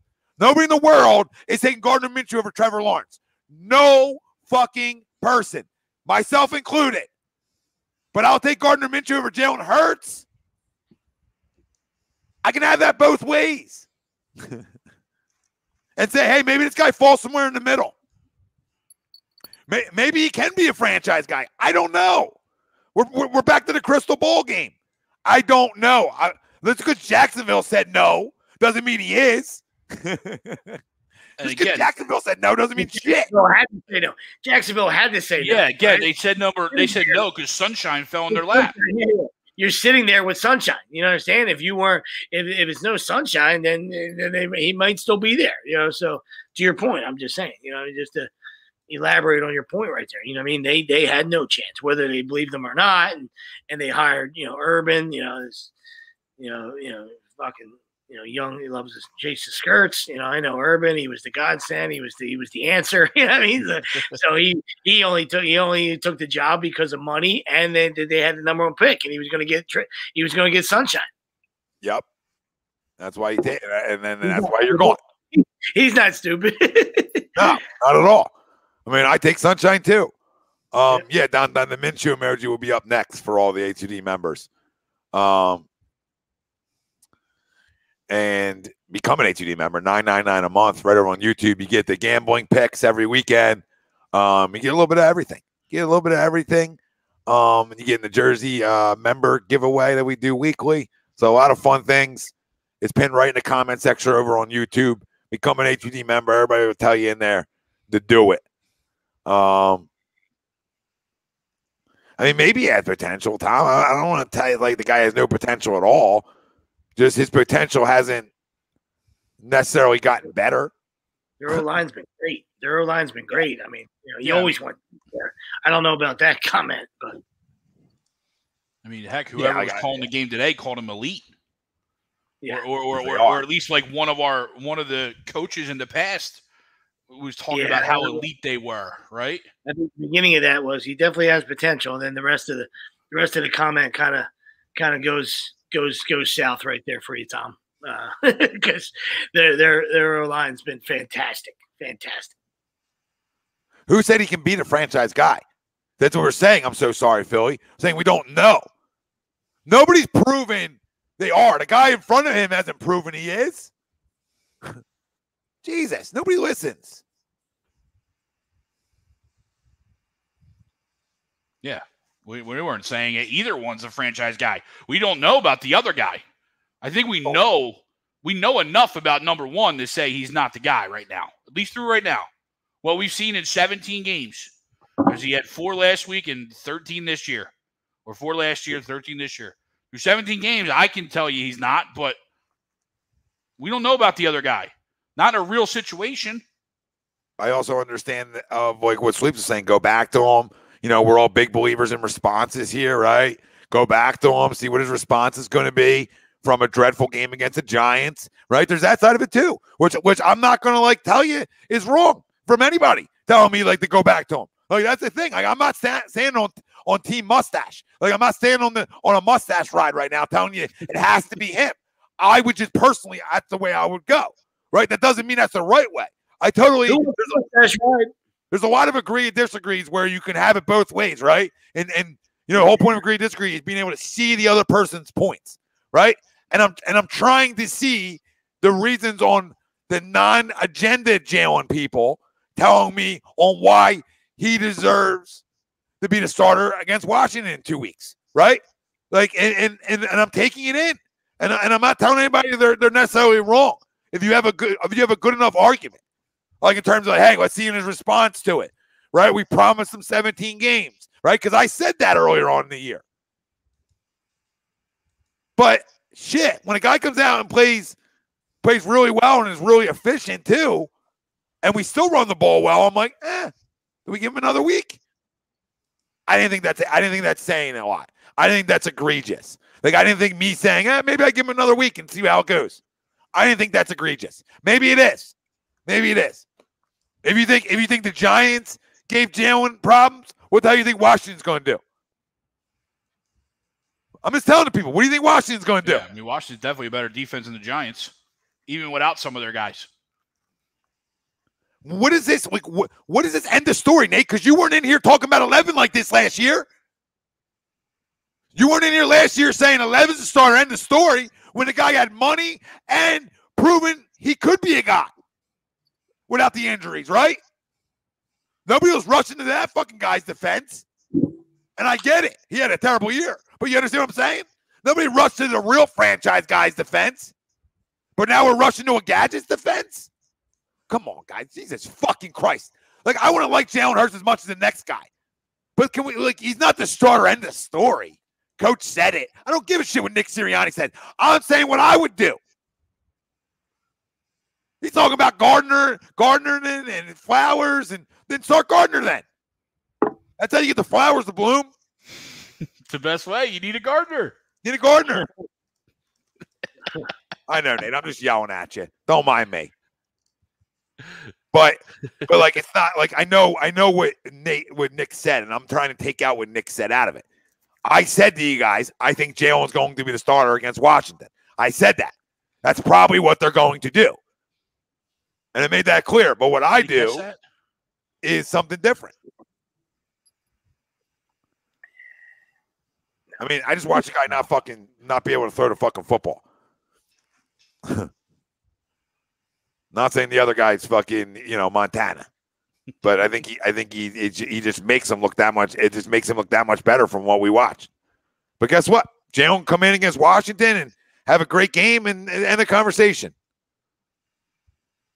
And hopefully that's the case. Because I'm trying to win football games.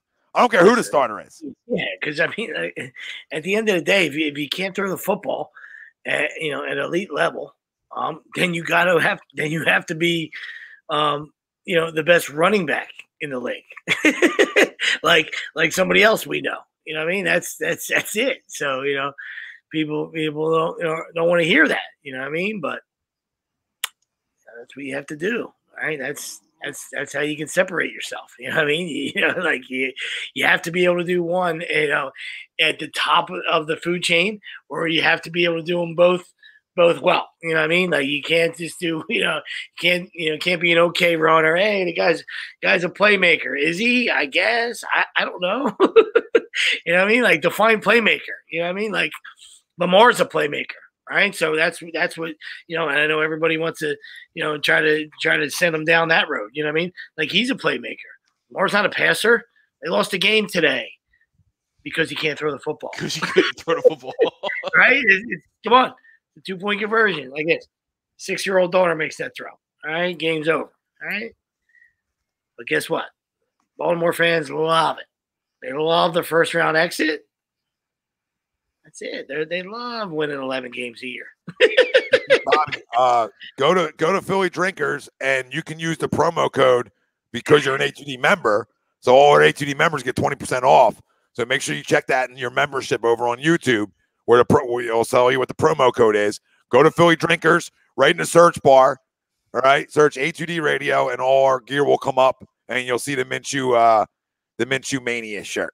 And you can go get yourself a T-shirt. And since you're an A2D member, you get 20% off of that T-shirt. And it looks like Ryan dropped the link in there already. So that was quick. Good work, Ryan. Yeah. That's fast. Look, it's hanging in the background. Right? They didn't even know the guy was in here. They call him the lurker. The lurker. What's up, buddy? Good to see you. Just lurking in the shadows. I love it. Nate, I'll do this with you, Nate. I'll take you a step further. On Fan Friday, this Friday coming up, all right, I know it's a little ways away. Come on and make your case. All right, and we'll have a good back and forth, and see if you can sell me. See if you can sell me with your voice, because I hate text. So see if you can sell me with your voice. What's he on Hurts? Yeah, I guess so. I guess that's what he's saying. Which he can sell me, dude. Like, I'm not like, it's the thing. I'm not. Anybody that's done shows with me long enough here knows I am not, or has been my friend long enough, knows I'm not team backup. Quite the opposite. I just don't know if your starter is really your franchise starter to go out on a limb for. Listen, we got 119 fucking people watching over on YouTube right now. I need y'all to pound the damn like button, no matter who you want the starter to be. Hit the damn subscribe. Make sure you're here with us. Comment in. Let me know where you're commenting in from. All right? We try to read off everything. So we try to get to all your comments. You got a case, and if you're just like happy to get a win today, you should be pounding that like, pounding that subscribe. And while you're at it, okay, make sure you go download the best fantasy sports app in the game. Right at FanUp. All right, and FanUp is the best way to enjoy fantasy sports, daily NFL contests, and more. Win great prizes. Sign up today. Use promo code A2D for 5,000 bonus points. That's a $50 value. FanUp.app, right on the Apple Store. Go search FanUp. No salary caps. It's the best. I'm telling you. I promise you. And go use the promo code A2D. Because that $50 and that 5,000 bonus points will last you a long time, peeps. A long goddamn time. Oh, the Nigerian nightmare, Christian Okoye. Oh, he was a monster. Yes, he was. Scary, man. See, Jordan, this is what I like to hear, Jordan. This is what I like to hear. I love Hurts, but we look different in a good way with Minshew. Yeah. That's it. That's just being fair. I can like Jalen and say, wow, we just look better offensively today, didn't we, guys? How many times did we score 30+ in a game that we weren't fucking down? Right? Like, how many times? I don't know. I have to go look. Yeah. Oh, yeah, you're talking about garbage time. You know what I mean? Like, where you're in control of a football game and scoring 30 points. I'd probably say just today. Broncos. Oh, yeah, I guess. But one of them is the defensive Falcons. score, too. Falcons. But, yeah, you're right. I mean. Lions. Broncos. Now, in any of those games, besides Atlanta, that are offensive like this. Bad football games. I mean, bad football teams on the road, but still. That are offense look like this, though. Throwing the ball. Besides Atlanta. Detroit and the Saints, we just ran all over them. And same thing with the Broncos, too. Same thing with the Broncos. Nothing. And we ran all over a team today, too.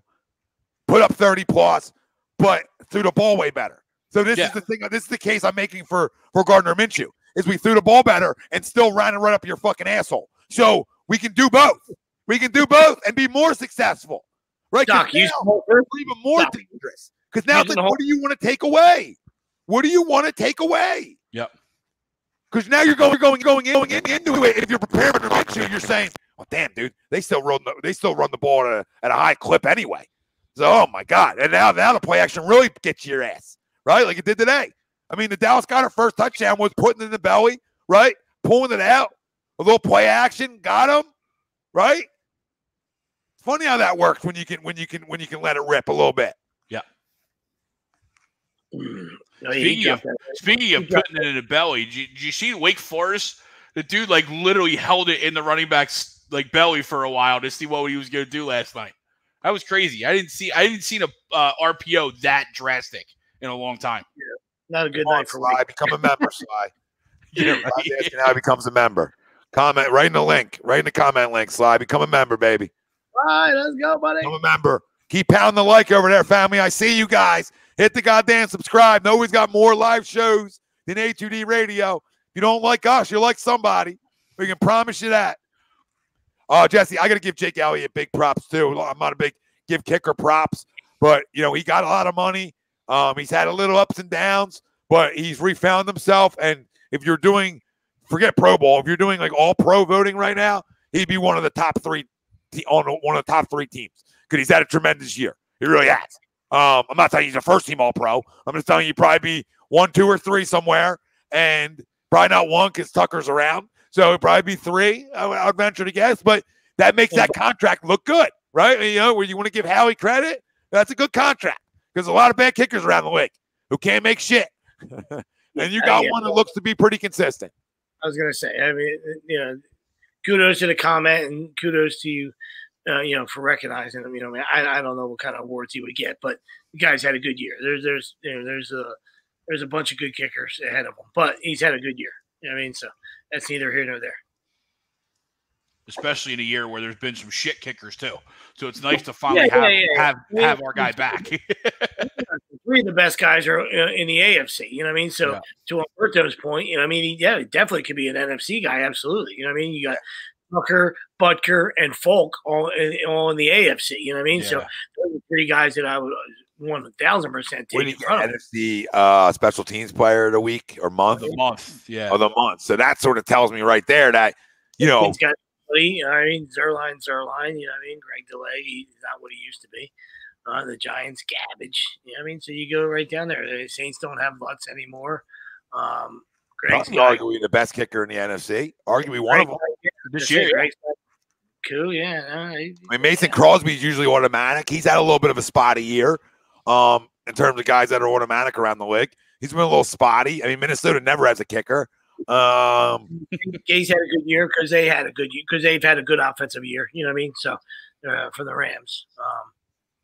Family, I want to tell you the comment, the pinned membership for some reason is broken in the YouTube where it's pinned at, but we'll keep dropping in the comments. And who's going to become our next A2D member? Not only it won't let you renew your membership, Nikki. The hell it won't. It absolutely will. You must get the wrong card information in. Come on, Nikki. Don't do this. Don't throw it. Don't do this. We'll be on the phone with YouTube tomorrow. Better see you back, Nikki. Figure it out. All right? Need you to figure it out over there.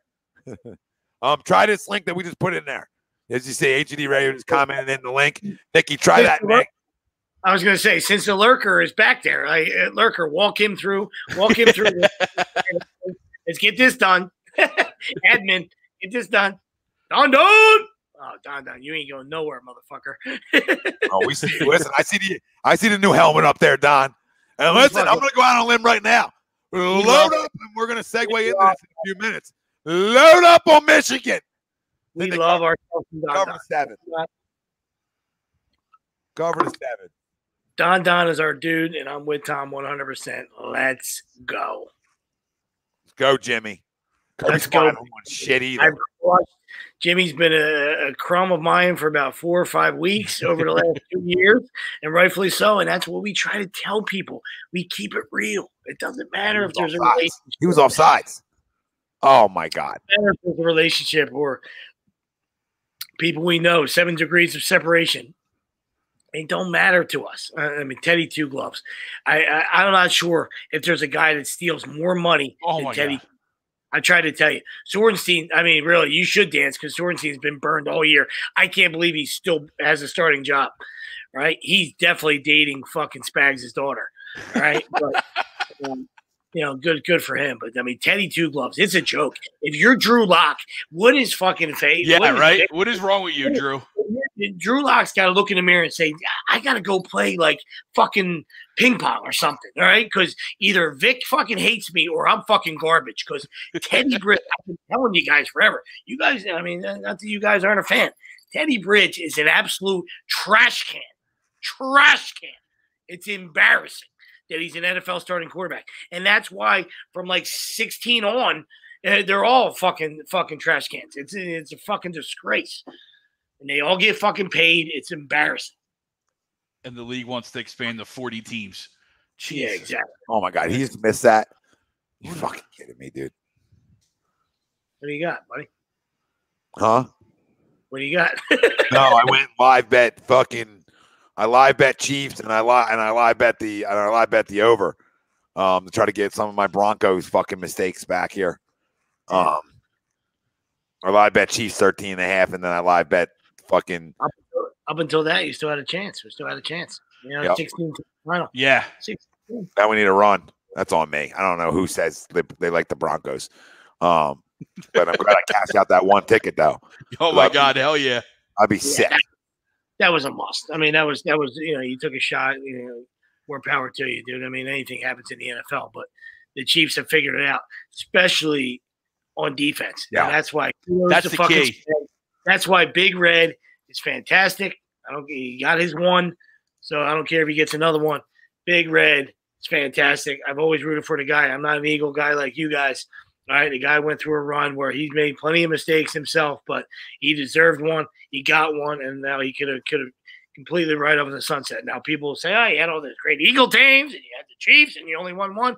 Who the fuck cares, dude? All right, you got one. You can shut everybody the fuck up. All right, but this guy gets better and better. Off a bye, he's like 18-3 or something, which we knew this was a fucking can of corn. That's why we also told you to sell that fucking ticket. And Spags, kudos to Spags, because this was the worst defense about 5 weeks ago. Embarrassing defense. An embarrassing defense. No, it really was. I mean, really was going to be their Achilles heel. Really having a Super Bowl hangover right in front of their eyes. And that's what good coaches do, man, you know, and good organizations and good teams when they got the proper leaders around. And then, listen, going and getting a guy like Melvin Ingram, too, just to add on to that defensive line. The more pass rushers you can have, the better. So, you know, getting Frank Clark back, getting Melvin Ingram, you know, getting going there. I mean, that really helps them because the beginning of the year, they were without Frank Clark for a little bit. And that just kills them because they're really built up front with Chris Jones and Frank Clark. When they're missing one of those two guys, they're not the same defensively. And you can see as fast as Frank Clark came back, as fast as those adjustments started to look a lot better too. So funny how that works as well, right? Talent helps get a little bit of a pass rush out. The game against us, they both missed, Jones and Clark. As much as this. So I thought we'd get a win. As much as we give credit to, you know, to Big Red and Spags, you know, I mean, you also got to have the pieces. You know what I mean? Like, you know, you ain't winning fucking, you ain't winning checkers with fucking, you know, with two pieces. You know what I mean?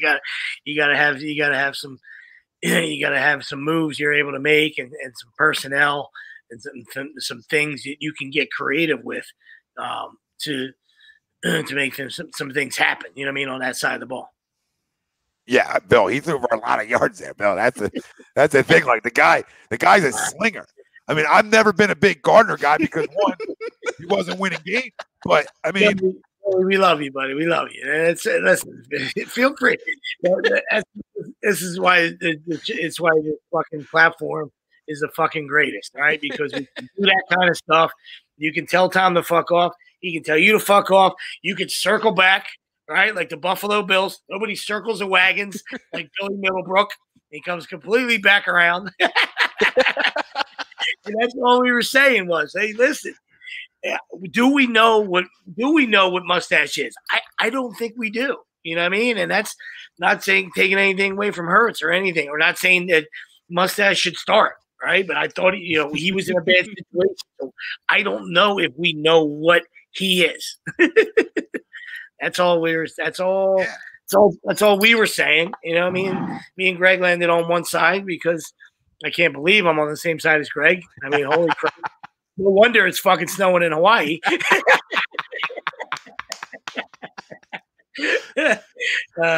Hell's freezing over. He also got better year 1 to year 2 in Jacksonville in terms of like completion percentage, TD percentage. So some of them things went up. His yards per game went up. So his rating went up. His QBR went up. So, I mean, he did. I'm just looking at stats right now, right? So we're not watching every game, but in terms of numbers, he got better. So, like, it's not like it's not like he had a good rookie year and then went this way. He actually went up. So he went from a 60% completion percentage. That's what tells me a lot. You go from 60 to 66. That's a big jump in 1 year. To me, it's showing me that, right, you're making better decisions. You're quicker with the football, right? You're becoming more accurate. So, again, not saying he'd ever be a franchise guy anywhere, but it's saying he's such an unknown because of where he was and what was selected there, that nobody's keeping that guy. So, that's it. I mean, he might just be an all-time – he might just be a backup the rest of his life, and that's fine too. He just might be just a regular dude. Like, nobody knows. Like, nobody knows, but – you know, to say like that we've seen this movie before and we know, you know, who Minshew is. That's all we were saying. Like, no, we don't. No, we don't. Like, you know, we don't know if he's an all-pro. We don't know if he's a fucking Hall of Famer and he's going to be a guy that's going to throw for 4,000 every year and lead his team into the playoffs and all that stuff. But we also, you know, we also don't know if he's, you know, if he's at the bottom, if he's just a backup either. You know what I mean? Like, you know, it's still up in the air. And that's why in the beginning of our show, I said, this is what the Eagles enjoy. They like controversy. They like all this fucking bullshit. Because there was no reason really to bring him here because that's what you were going to create because, you know, the same reason that you got Fitzmagic is the same reason you get Minshew Mania. right? Guys that can play, that are fan favorites, and that are that come in and give you that spark and that swagger, and they give you that glimpse. And that's what fucking people buy into. They love it, right? So when you get that, you get a T-shirt, right? And you get a beard, and you get a mustache, right? And people love that shit, and that creates controversy. Yeah, and the next week you can easily have 3 picks, right? And we've seen that with Fitzpatrick millions of times. Right? Mark. He's hot, and then the next week it's like, dude, this guy's not a starter, right? Mark, thanks, brother. But I'll say this about Minshew, right? Compared to Fitzpatrick, right? Who's obviously, shown he can obviously play. Don't you say nothing bad about Fitz. Fitzy has more shown the games of throwing a bunch of picks and throwing his team out of a game, right? Minshew, in his 2 years as a starter, really hasn't shown that per se. You know what I mean? Where he's that much of a gunslinger where he gets himself in trouble. I mean, and that's where I would you're 100% right. And that's what I would say to Bill. In that definition, if you were comparing, like I was saying, if we were comparing them to, say we were talking about Fitzpatrick was an Eagle right now, then the comment of saying, hey, we know what Fitzpatrick is, that's fair to say. You know what I mean? We do know that. You know what I mean? And a lot of us love that. I love it. And give me Fitzy all day. You know what I mean? But we know what Fitzy is. Right? We know Fitzy's going to turn it over 3 times, but he's probably going to throw 4 touchdowns. You know what I mean? Given the opportunity. He's a 4-3 guy. Listen, I don't care where you're doing that at. Right? Yeah, that's what Jay North's saying right down here. I don't give a rat's ass where you're doing that at. Your first 2 years in the league, you're in your first 2 years in the league, they're the numbers you put up. You should walk into a starting job with some of the quarterbacks around here. But because you don't have the big arm and some of the flashy things, that you get overlooked sometimes, and you're in a bad spot. And you're in Jacksonville, yeah. Yeah, and like you said, the contract too. I mean, Baby Hands is still a starting quarterback in this league. Minshew is way better than Goff. I don't give a fuck what anybody says. All I need is my eyes, all right? But when you're when you're number 1 pick and your money and you're traded and all this stuff, you're going to get all these opportunities. Yeah. Right? But give me fucking mustache every day of the week over fucking Baby Hands Goff. Get the fuck out of here. That's a comparison. Robert, what is half of Jalen's stats? Yeah, come on, Robert. See, that's you know what I mean. If we're gonna call it down the line, we're gonna call it down the line. Half of Jalen's stats are in garbage time as well. You had us right till you said that, buddy, because that's all. That's a bulk of what this year's been.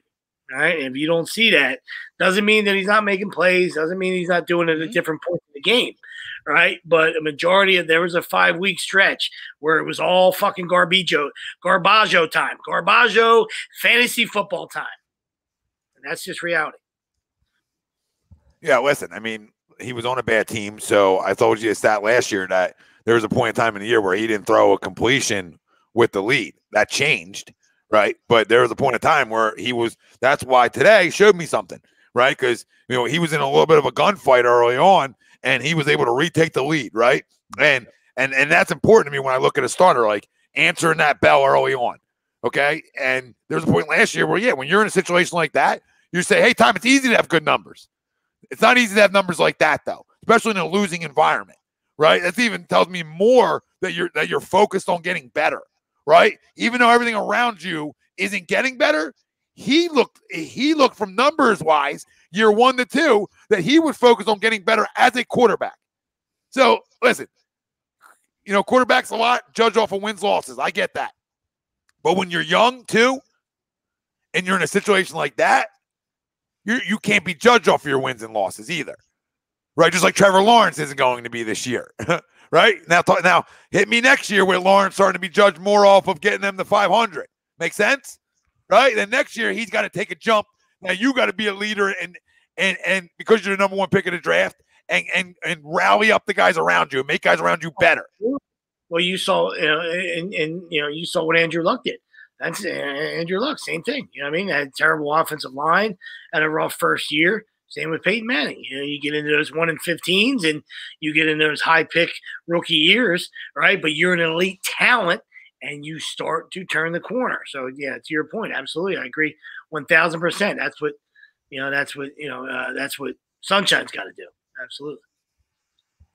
And like Minshew's not, wasn't drafted to do that. Now he didn't change a franchise last year in his second year. Okay, but there's also, you would expect Jacksonville's roster is always going to get better from this year to next year too. But I'm not trying to compare those two players. What I'm trying to say is there's guys around that can play, right, and just need the opportunity in the right situation, and more of a little bit of a winning culture. And then maybe they can be your guy. And when we're going into next year, none of us want to draft a quarterback, right? We prefer not to have to go out and give up all our assets to get one. So if one of these two guys can be that for 3-4 years, then we're in a better spot, aren't we? No, absolutely. Especially when you think about, especially today, right? Our old buddy, locked us in for a first rounders, and now we really have 3 first rounders next year. Was that official today? Because I heard it wasn't. I thought it was. I thought today was the day. Yeah, but didn't he get pulled early? Oh, did he? He would, but he only missed probably maybe a couple snaps then. So I think it was late. I mean, to your point, he hasn't hit it yet, Greg, but he will be hitting it. Right, they're going to be in a game next week. It's the week after, so he's hitting. I mean, sorry, they might have a bye next week. That makes me nervous now. Makes me nervous now. Maybe he didn't come out. No, but now we have three. Now we have 3 picks. But so to your point, Tom, it might have been the last drive or two, Tom, because it was only like 24-0. So then they took him and Taylor out like real late. Yeah, and I think they have a bye, right? 18 their next game. Yes, they have a bye. They have a bye. They have a bye. They're with us. Of course, they would be with us. Yeah, Rob, he's at like 74% right now. So he's going to go over that. It's going to be a pick. But to your point, I would much rather use them for us than have to give it all away. Even a portion of it. You know what I mean? Because we have enough holes that we need young talent to fill in ourselves. Yeah, keep in mind something. The Colts are still fighting for a division here. So he's playing. So everybody calm down. He'll get 74% of the snaps 75% of the snaps by the end of the first quarter next week.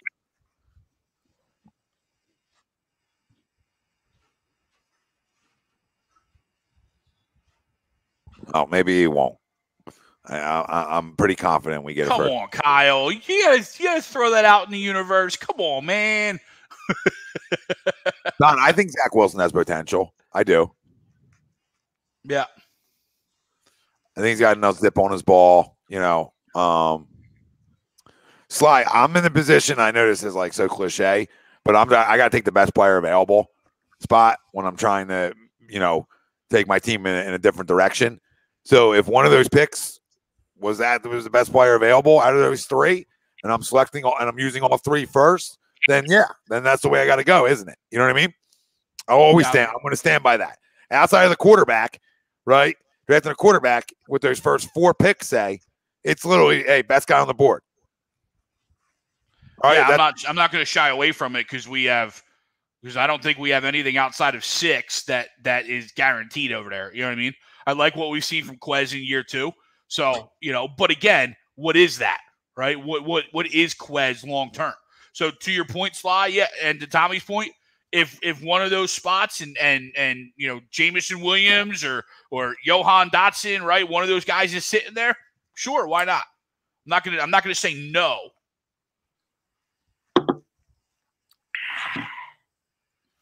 Yeah, they blew big leads, Jesse. That's why they're 7-6. But they're right there. I mean, in 2 or 3 games. Tennessee's not going to be the same team down the stretch. Well, they started 0-4, right? Or 1-4. They blew a 20-point lead to Baltimore. 0-3 for sure, and I think 1-4. Yeah, and then obviously Pissed one away last week, so they should be 8-5. Pissed one away against the Bucs. Yeah, they lost that one. They lost the Baltimore, which they should have won, and even the Titans they should have won that game.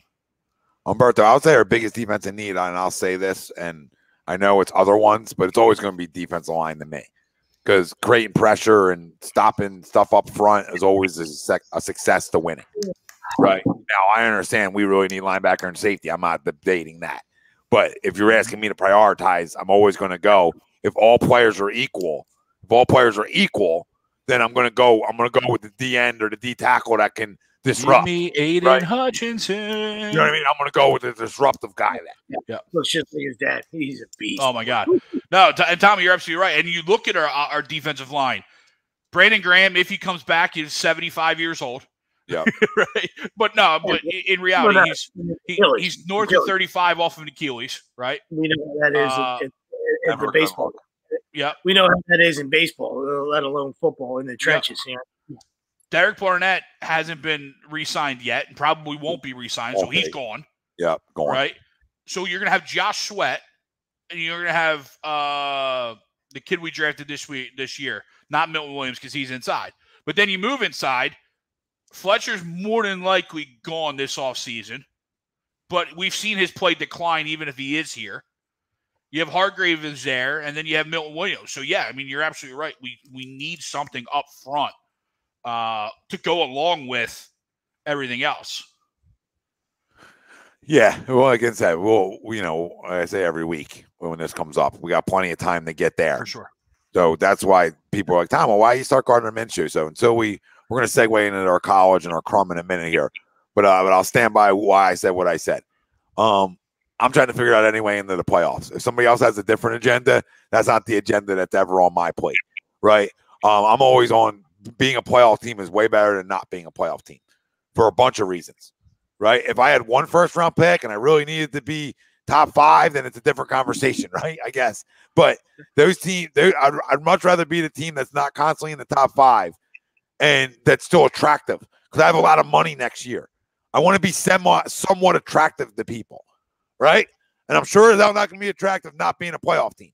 That's never attractive. So I'd much rather be a little bit attractive than not be. And with a rookie head coach, I'd much rather his first year be a playoff year, and I'll try to build off of that and people buying into him than the other way around, especially when you have some young pieces. I'd much rather them get a little taste, right? Get a little taste. So next year, when we're coming into the year with all those picks, all that money, now we're saying to ourselves, we have a chance to do what? Compete for a division title, right? Maybe win a playoff game or 2. Then you can have that conversation. It's hard to have that conversation, right, going into next year when you're on the outside looking in. Like, not saying you can't have that conversation. I'm just saying it's a lot easier to have that conversation having a playoff berth. And I'll always be on the side of being a playoff team. Always. You can never get me in the tank mode unless we're just constantly losing games like we were earlier this year, and we didn't have any hope before we started running the football, right? Yep. Then yeah, of course. And it's like, okay, if you're not going to start winning games, then I'd rather you just get it, get it over with. Get it over with. But they showed something. So why would you not want them to continue a good second half per se? Right? Where they found an identity and they're playing good football. Why would you not? Why would you not? Because you're worried about hurting somebody's feelings? And to that point, right? You're talking about your rookie head coach. Your rookie head coach realized what was going on and made a change that we saw worked, and it continued to work. Right? It may very well might not lead ever to this year. It might not actually lead to a playoff berth. But why would you not try and go for it? You know what I mean? Like you have the opportunity, like, we say it each week, like, God forbid somebody want to actually take this 6 and 7 seed and take it away from us, right? But as long as it's still there, why would you not try and go for it? Yeah, and the Lions tosses a favor to that. Right? Seattle tosses a favor. I mean, there's a lot of favor. After last week, we were down, right? You know what I mean? I know, at least I was. We couldn't beat the Giants, like, after them only scoring 13 points. But then you turn around in the NFL being the NFL. Yeah, as you said, Lions and Seahawks. Lions blew so many games. Seahawks looked like trash last week, and then they're going to come out and beat the teams that are ahead of us and help us out. Okay, thank you. Yeah, I agree, Jesse, Robert. I don't damn it that. Right? Like, I'm not damning those picks. I mean, that's come on. You know what I mean? Like, I agree with Jay. Then this isn't basketball. 12, 13, and 16, if it ended like that right now, I'm Gucci. Dude, I'm Gucci with 20, 21, and 22. Right? I don't care. Like, you should still be able to get players. With that, if you have one guy in mind, you can just go up and get whatever you want. I love this name. YouTube GM. Minshew should start. Debate's over. And the avatar is the best also. Baby flipping you off. I mean, yeah, I didn't realize baby flipping you off. That's gorgeous.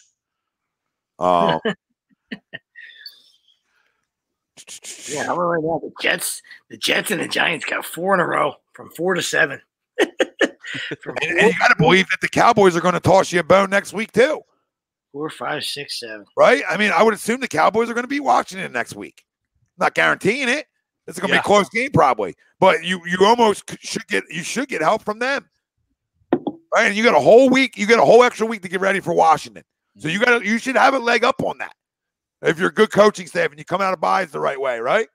You should come out. Right? You should come out saying, okay, they're coming off playing their biggest hated rival, which is the Cowboys. I mean, Washington's biggest rival has always been Dallas. So that's their rival, like it is ours too. So, they're coming off an emotional game one way or the other, right? Even their big win, which wouldn't surprise me either, right? And then maybe you get a little letdown the week after out of them, or maybe you don't because they're playing good football. I don't know. Yeah, Patty yelling on the sidelines. Yeah, I saw that. What's up with Pat? Patrico. Yeah, Patty Mahomes. He was yelling at someone on the sidelines. Can we get a late back door? Can we get a little back door? Can you bend her over and give her a little back door tonight, baby? Who's in? Anybody but I'm in. If it was anybody but Teddy Two Gloves, I would say we got a shot here. But because 250 is an eternity, especially when you're up in the prevent, all that goody stuff. But this is as good as a pick. But here we go, Tom. All we can ask for is an opportunity, my friend. And please be quiet because we know you're 5 minutes ahead of us. Somehow, that's the greatest subscription I've ever seen. That one time, me and Greg, we weren't even at the line yet. You're like, what the hell?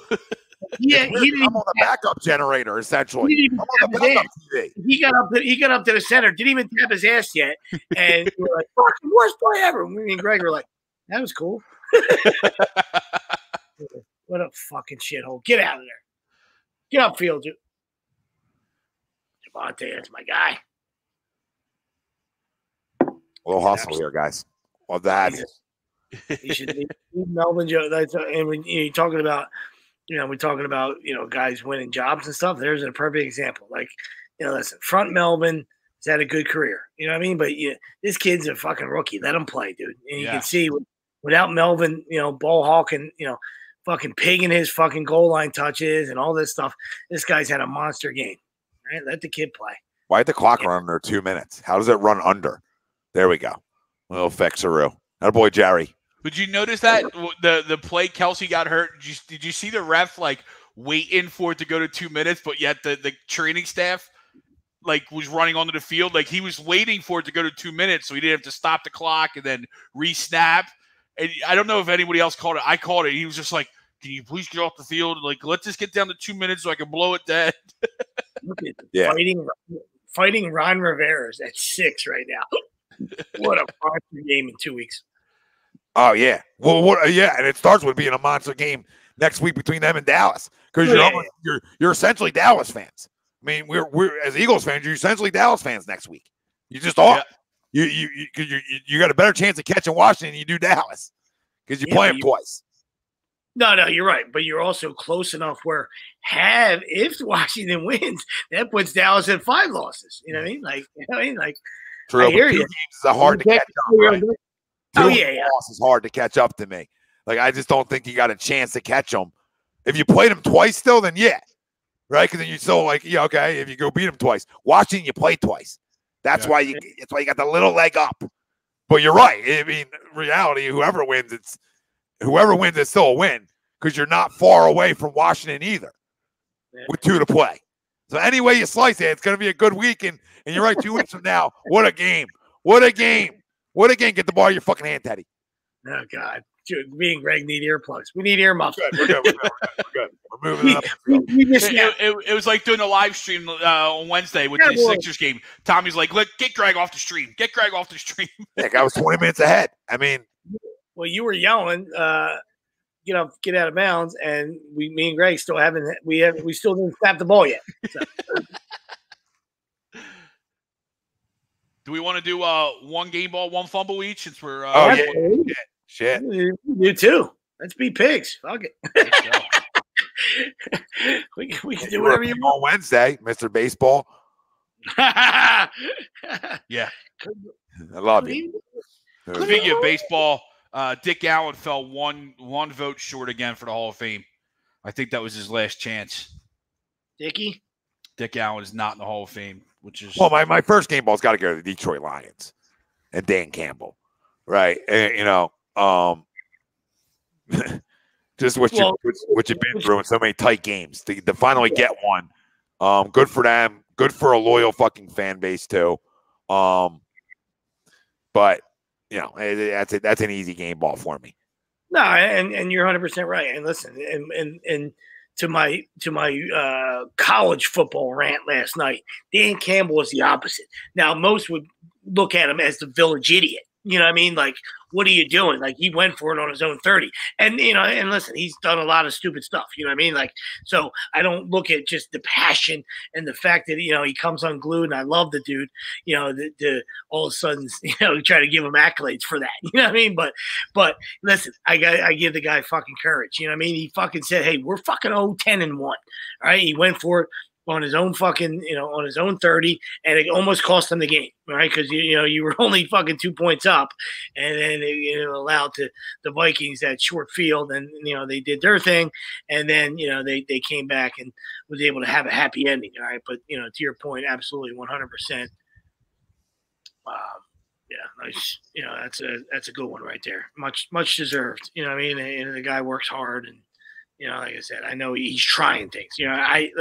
I respect a guy that's going to do things like he's doing, trying to be outside the box, trying to find a way, as opposed to the missionary, typical NFL jerk-offs that come from, is he down? All right, so they called it incomplete. That was a first down, too. Catch the damn ball. Sorry.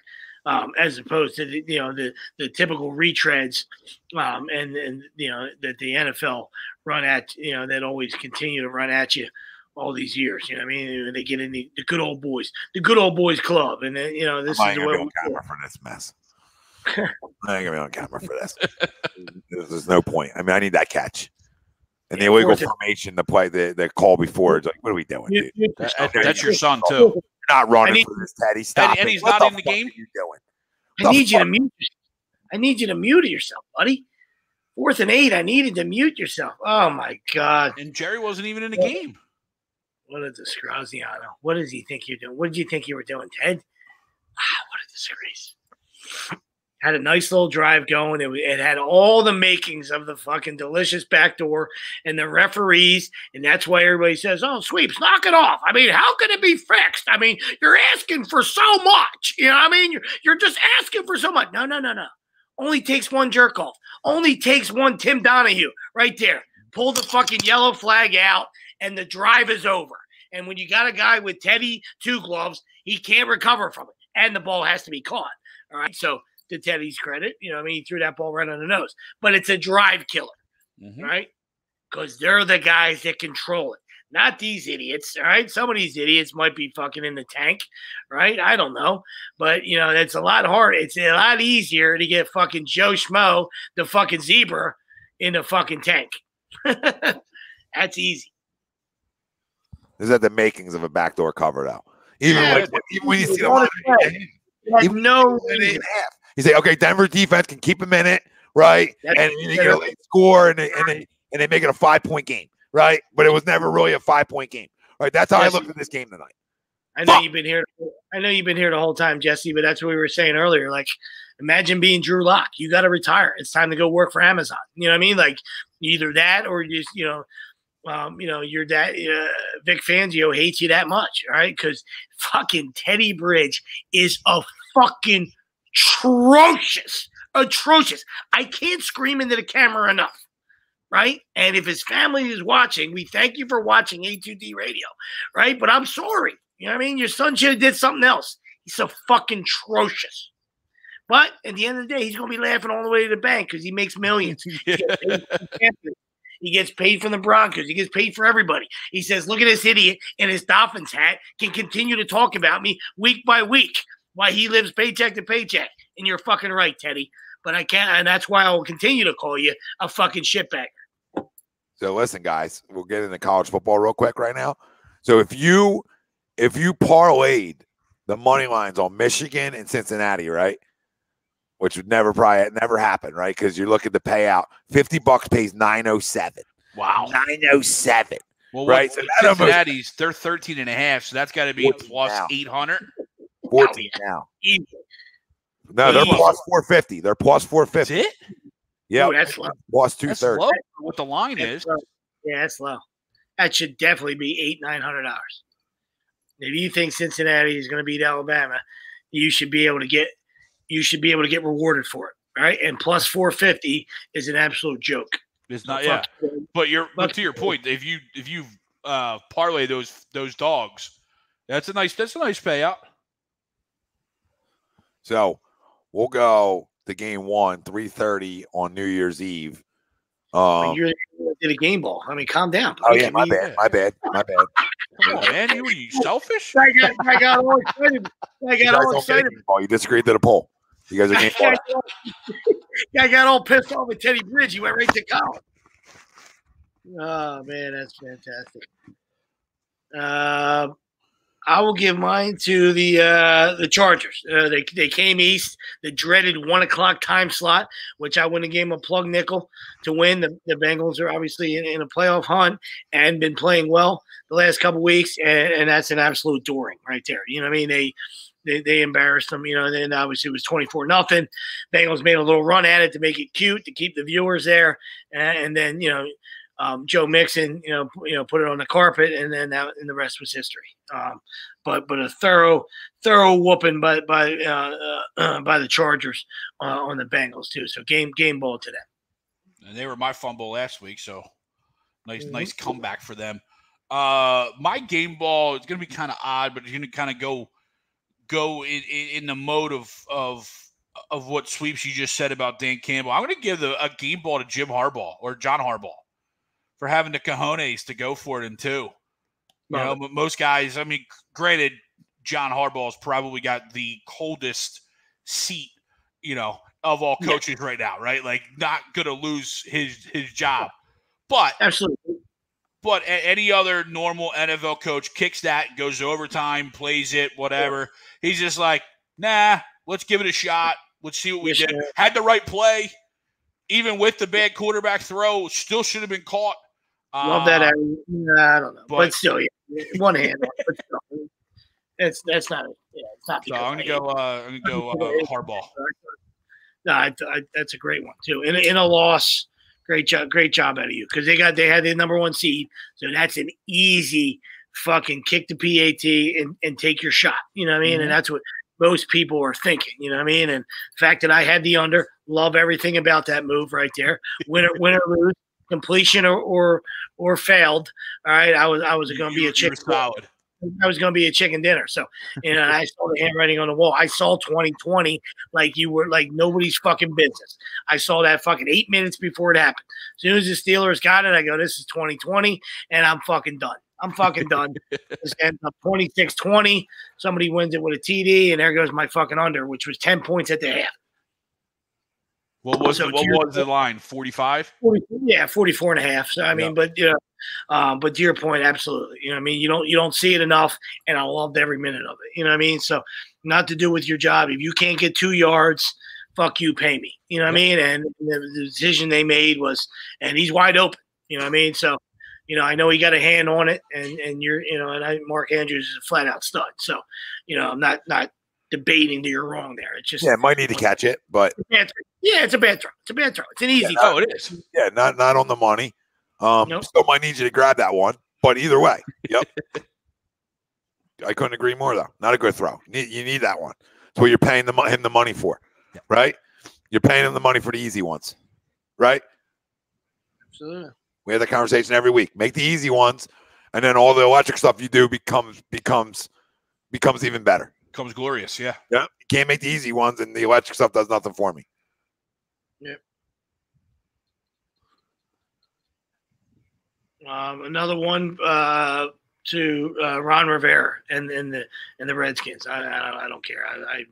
I've been begging to get canceled for a long time. I don't call them the football team. So Ron Rivera and his Washington Redskins, 6-6. I know they're, in the division with the Eagles, so nobody wants to hear that, but guy's a fantastic coach. And, good to see Taylor Heineke.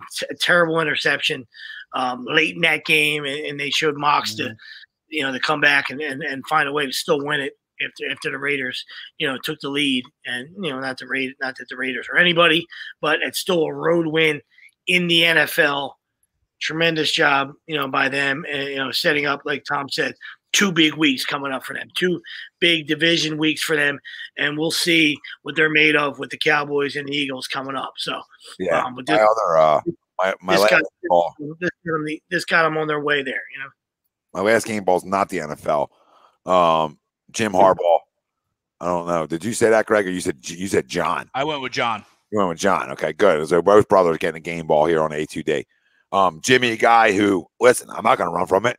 I've been critical of Jimmy for years in terms of dude, your quarterback. How did you not have a quarterback there? That's at least serviceable enough, right? That's at least good enough. I really like the young guy they have because he's a freaking weapon, and you saw his effort on the run play, getting down there, making a big block. McCarthy, and McNamara does enough, right? Has done enough for him. So, listen, credit to him, dude. You beat the big bad wolf, Ohio State, finally, right? And then Iowa's no cakewalk to the people out there, all right? So everybody tells me Georgia's defense, listen, I know Georgia's defense better than Iowa's, okay? I understand that. But Michigan's a tough football team, but they need credit for getting there. He turned the program around, right? He went there to turn it around, and as of right this minute, he went and handled that job. So with all the criticism, you deserve praise when stuff good when you do get the job done, no matter how long it takes. Absolutely. If you're 2-9 against top ranked teams on the road, like I said, he's not going to run from. He could. I'm just saying, you'll never be able to run from those numbers. They're always going to be there. You know what I mean? But the goal is when you take over is to get in the playoffs and compete for a national championship, and that's what he's done this year. And sometimes when you get over the hump, and when you get that proverbial monkey off your back, which is Ohio State, then you can breathe and then go play and you can play relaxed football. All right. Because we know, that he's judged in, against Michigan State. He's judged against Ohio State. He's judged against Penn State. Those teams right there, he's got to beat those teams, like the Wisconsins, so we know the Big Ten pressure that goes with that, so you get that off you get that off your back and you win the Big Ten. Now you're, to me, I'm not saying, at Michigan, I'm not saying that you're playing with house money because, at Michigan, there's expectations and there's fans and the administration, and that's what they brought him in for. You know what I mean? So I don't want to say that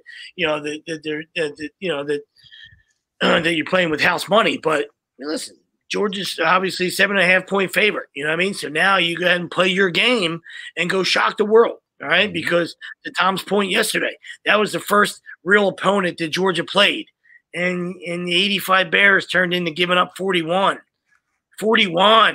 and looking mortal. and looking bad. Don't tell me that guys like Vinny, oh, well, they knew they were in the playoffs anyway. Come on, dude. That's the big bad wolf that they had a chance to win an SEC title against, and they got fucking bent over. Hey. Yeah. 2 things why that's obviously absolutely the stupidest thing I've ever heard is you go win an SEC title. Everybody wants to win an SEC title. It's the best conference in football. So now you get a chance to win an SEC championship, number 1. So nobody's laying down. That's the stupidest thing I ever heard. Number 2, you get to end up as the 1 seed where you play Cincinnati where it's a layup line. Okay? No offense to Luke Fickell. No offense to Cincinnati. I understand they'll show up. But you'd rather play Cincinnati than Michigan. All right, so To me, that's the stupidest thing I've ever heard. Oh, the last thing about Michigan. Georgia showed up and got punched in the mouth by the first real opponent they played and outcoached. And Kirby is a disciple, and that's why you'll always be a disciple of the greatest of all time. All right, the GOAT with the longest fucking beard of all time, the GOAT of GOATs. You understand? Getting 6.5, as Tom said yesterday, easy peasy, easy money. All right, if there was ever easy money, it was giving the GOAT 6 and a hook. All right, in a championship game when you knew he was going to be prepared. They might have lost, but you knew they were going to hang around. You knew they were going to compete. He's surrounded by 5-star fucking, 5-star athletes, right? So let's not pretend that fucking that Nicholas is coaching at fucking App State. Yeah. You understand? He's at Alabama, all right, for a reason, and he still makes him the GOAT because it's what you do with those guys, all right? But absolutely tremendous job by him, and Bryce Young should be the Heisman Trophy winner. Yeah, and the better quarterback won yesterday, right? Which is funny, right? Funny how that works. And yeah, that's why that game's easy. Like, let's not act like Nick Saban doesn't have #1 recruiting classes every year. So it's not like because they lost a ton of guys from the year before that there isn't pimps all over the field yesterday, right? That's why I laughed. 6.5. It's a fucking joke. Okay, it's a joke. It's downright disrespectful. And then you're going to put the greatest of all time in a disrespectful moment, and you're going to put a bunch of 5-star pimps, right, in a disrespectful moment, right? That's when you get the best of guys, right? That's when guys show up. And the last thing I say about Michigan is, before we get into and then we'll do our fumbles and we'll go back to it. But they very well could have just quit after that Michigan State game, right? That's easy quit time. They still had a lot of shit in front of them and went about their business. So yeah, I mean they were picked to finish 4th in just their division of the Big Ten. They were picked to finish 4th in the East or the West, wherever they are. And now they're going to the playoffs. You're absolutely right, Tom. I mean, you lose to Michigan State, you lose to baby brother. Yep, and you see what happened. Like, you see that example at the pro level. You know what I mean? And no other example than your own Philadelphia Eagles, right? When you can run the football, and you play the Saints, who are the air quote #1 #1 run stopping defense in the league, and you punch them in their mouth because that's what you do well, right? And that's what Michigan does well. So so Georgia stops the run. We'll see, right? And that's what it's all about. We'll see. Let's go fucking compete, and it's going to be 2 wills against each will, all right? But it doesn't mean you get off of it. Right, just because somebody tells me, did they stop the run? No, fuck you. Stop our run. Stop the way we run the football, and we'll see. Maybe they will. All right, I mean, we'll find out. Listen, they're great at stopping the run, but I'll go. Okay, you're giving a bunch of another 5-star recruits. You're saying you're not good enough to play them. Okay, all right. Okay, it's not like Michigan don't have in the top 10 every year. Let's be real about that too. They're right around there, right, Greg? I would assume you have a bigger pulse for that than I do. Yeah, they're. I mean, the last couple of years he's been a little lower, but yeah, I mean, they won the Big Ten, so it's not like they're slouches. No, I know, but a lot of Big Ten winners sometimes go in and get their doors blown off in these situations. What's funny about the Georgia Bama game, right? If you just flipped the rosters with the names, Bama's like a 10-point favorite.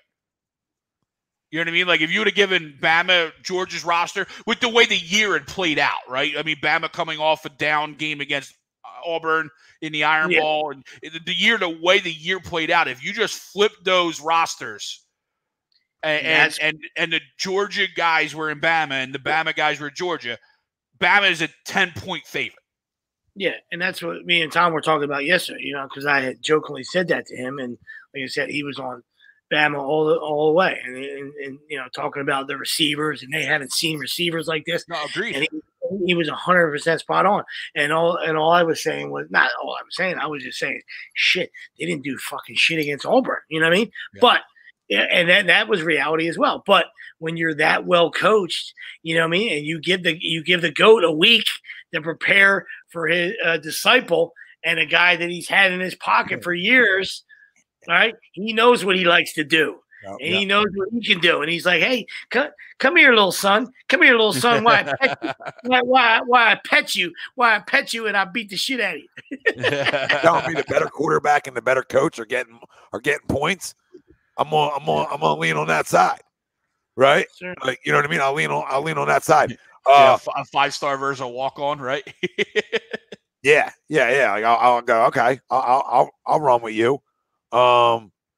My real quick, my last game ball. Yeah, go ahead. I'm going to give it to Miles Sanders. We've been very critical of him on this show, but I thought he ran very well today. He was very effective, and he parlayed a career high in touches, and he parlayed that into, I think, a career high in rushing yards, if I'm not mistaken, as well.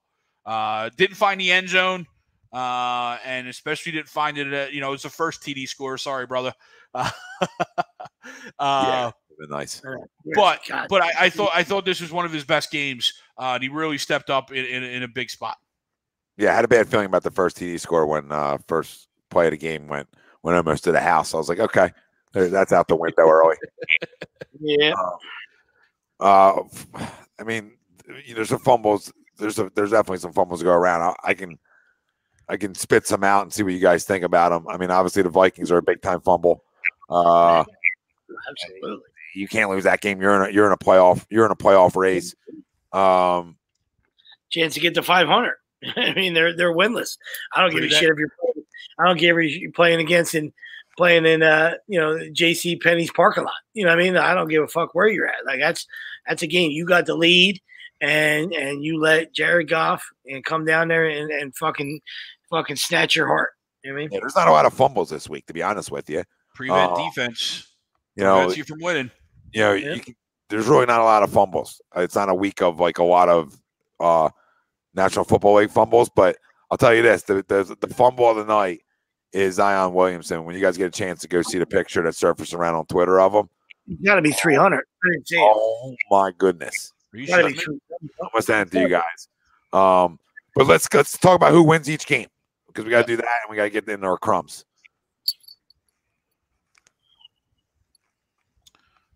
So we'll go first one. We'll go. I mean, obviously it's Bama Cincinnati. Does anybody have Bama winning that football game? Of course. You mean Cincy? You mean Cincy? Sorry. I was like, is this motherfucker high? Yeah, I got Bama. I hope you do. Oh my God, he's a monster. Yeah, you see that? Okay, so we all got Bama. Yeah. Do we have Bama? Do we have Bama covering? Yes. Is the next question. Yes, you can put whatever number you want on that. Yeah. You're gonna give the GOAT a month to prepare. Absolutely. Sorry, Luke. All right, it's been a hell of a year for you guys. You belong. 2 years. Yeah. No. He does a great job. Absolutely. Yep. So you belong where you're at this year. We've been calling for 8s and 12s and 16s forever. You know what I mean? So that's up to, the Division I football if they ever decide to do that, which they probably won't because they don't give a flying fuck about anybody else. But since they have what they have, you belong in the top 4 this year. All right? So now meet Bama and get your ass fucking drilled. Welcome to the playoffs, Luke. Yeah, I'll take the 13.5 in that game too. And I got obviously Bama winning, and then the next game, Georgia, Michigan. Here's where I think is a backyard brawl, right? And I think whatever team, who's going to take the football away in this one? Not that, and you always say that in football games, but this one even more so, right? Who's going to take the football away more? And who's going to get off the field, right? What defense is really better? Because I think Michigan is that defense that I think is just as good as them. And I won't usually say that about it sometimes, right? Like, especially Big Teners, I'm not always sure if their speed is as good enough, right? Their speed, to me, on what I've watched them plenty this year, especially against Ohio State, that's the speed one you got to that really dictates it for you. I mean, they got flat out guys on every level. So I think they can keep up on that side. And I'm loaded on the 7.5. And I think even to be fun and gutsy, I think you put some on the money line because I think they beat them. I really do. I think Michigan wins. I think it's Michigan-Bama is the final. Wow. Sorry to jump in. I just saw Brent Venables named the Oklahoma head coach. Yes. Yep. I just saw that. Yeah, it was a couple, maybe 2 hours ago, I think. I forgot to bring it up. Yeah. Wow, that's big. I did not see that, but I felt like he was long overdue. You know what I mean? Like Clemson was doing everything they can to keep him there and pay him handsomely. You know what I mean? But it was only a matter of time before he went back home because he was with Stoops. He was with Stoopsy for a year, for a while there. Sorry. No, you're right. That's big. That's a big get for them. Absolutely. Yeah, I like where your head's at, Tommy. I don't know if they have.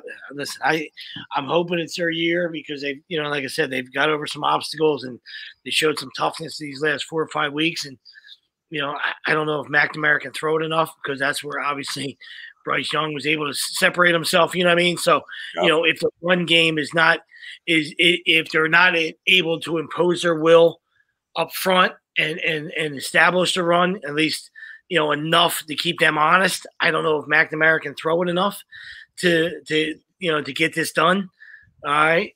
Can this guy though either? What do you think? I know that's no. He doesn't print. No, that's like one of those games, right? It's like feels like one of those games. Yeah, he don't show me shit either. So you're right, absolutely, buddy. That's why, that's why I'm with you. But I will go opposite of you. I mean, in my heart, I'm rooting for Michigan, but I think Georgia. Does enough to it is a close game, and they find a way to punch their ticket to a rematch against Bama. Yeah, I mean, listen. I don't want it. I don't want it. I don't want it. That's why I'm saying it. So that I do believe Michigan covers, and I love that line, right? Yep. But in terms of winning outright, I'm not as confident throwing a lot of money on that one. Sure. Right. If you had a gun to my head, I'll take Georgia outright over Michigan outright. But I do think it's going to be one of them fun backyard brawls and let the tougher group win. And what quarterback's going to make more plays? That's what it comes down to.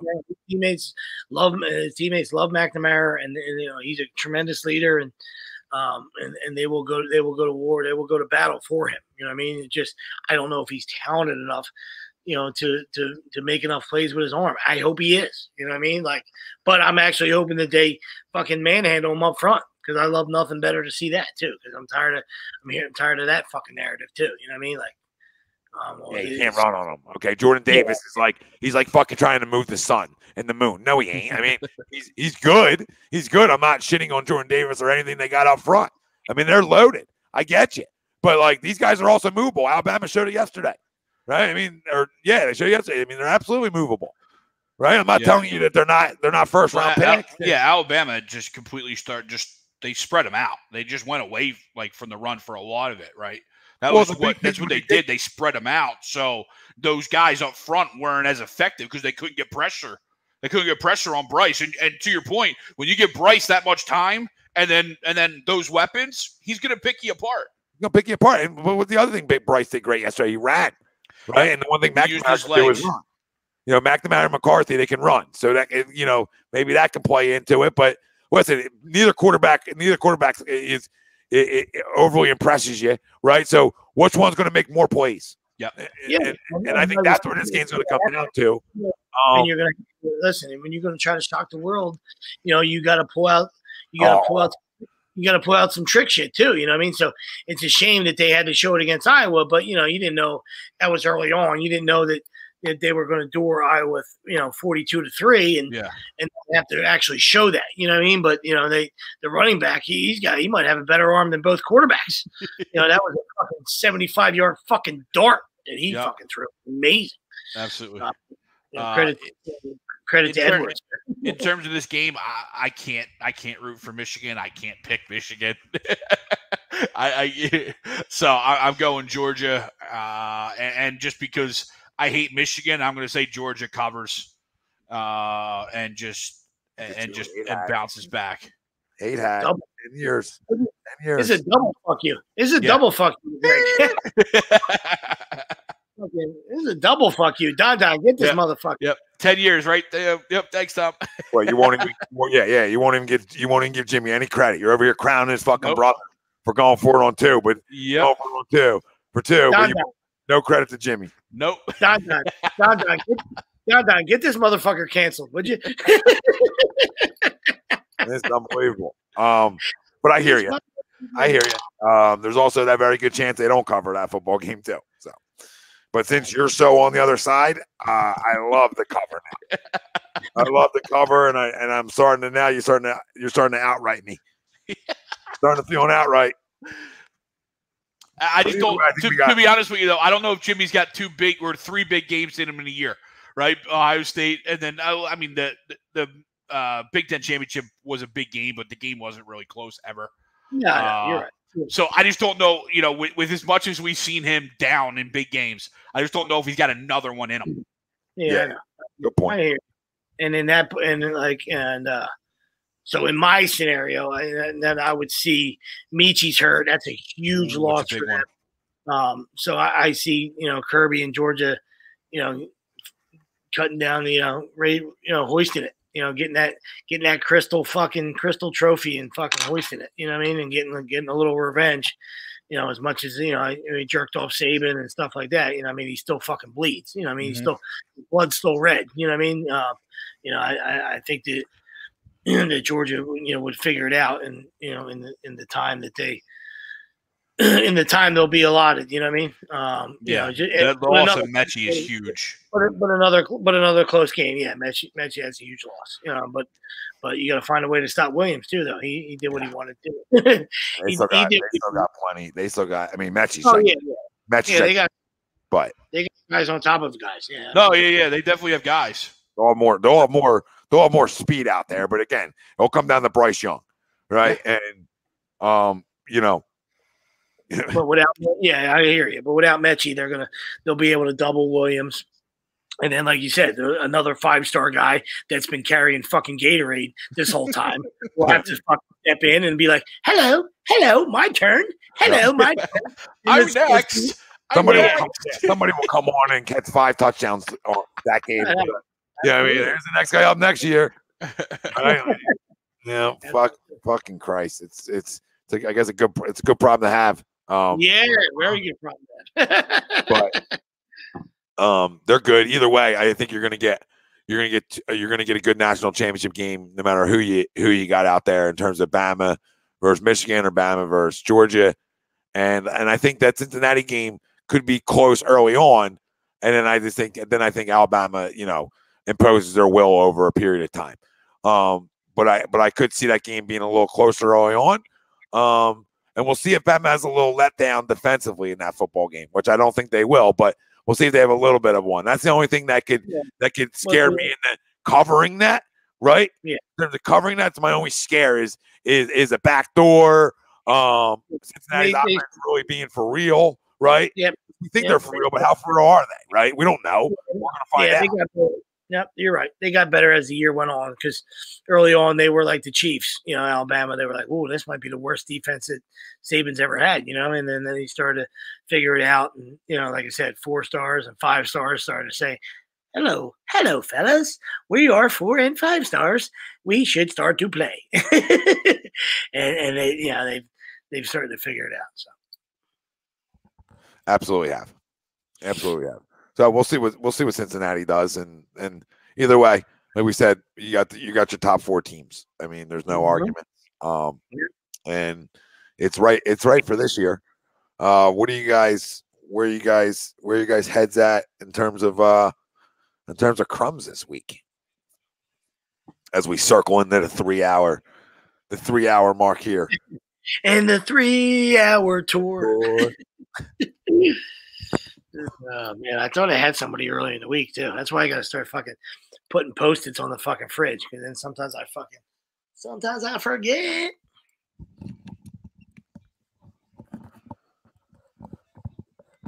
Let me see if my other one comes to me, but I'll definitely start it off with Major League Baseball. I mean, once again, another fucking work stoppage. I mean, like I said, they can't get out of their own way. Manfred's been an absolute fucking train wreck, and they make no effort. And like I said, they got some, some of those guys got, it forced some of those guys to get their deals done, under the wire before Wednesday's, midnight deadline.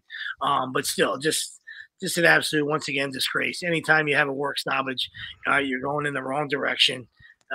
You're doing things wrong. And I understand that, $1 million athletes, become pigs and stuff like that. But, it's still all roads point to MLB. I know the owners are the ones that lock them out, but, all roads, always for me point to fucking Manfred and MLB baseball. You know what I mean? They just, the fucking guy can't get out of his own way. I'm actually tired of it. You know what I mean? I'm actually tired of it. It's a terrible product. So, I guess it's, I can put them all in this fucking blender. You know what I mean? Like, Manfred and MLB baseball, the owners, shame on them as well, and shame on the players. This is a collective fuck you to all three of them. All right, for allowing something like this to happen. You know what I mean? Like, figure it the fuck out. You guys are grown men.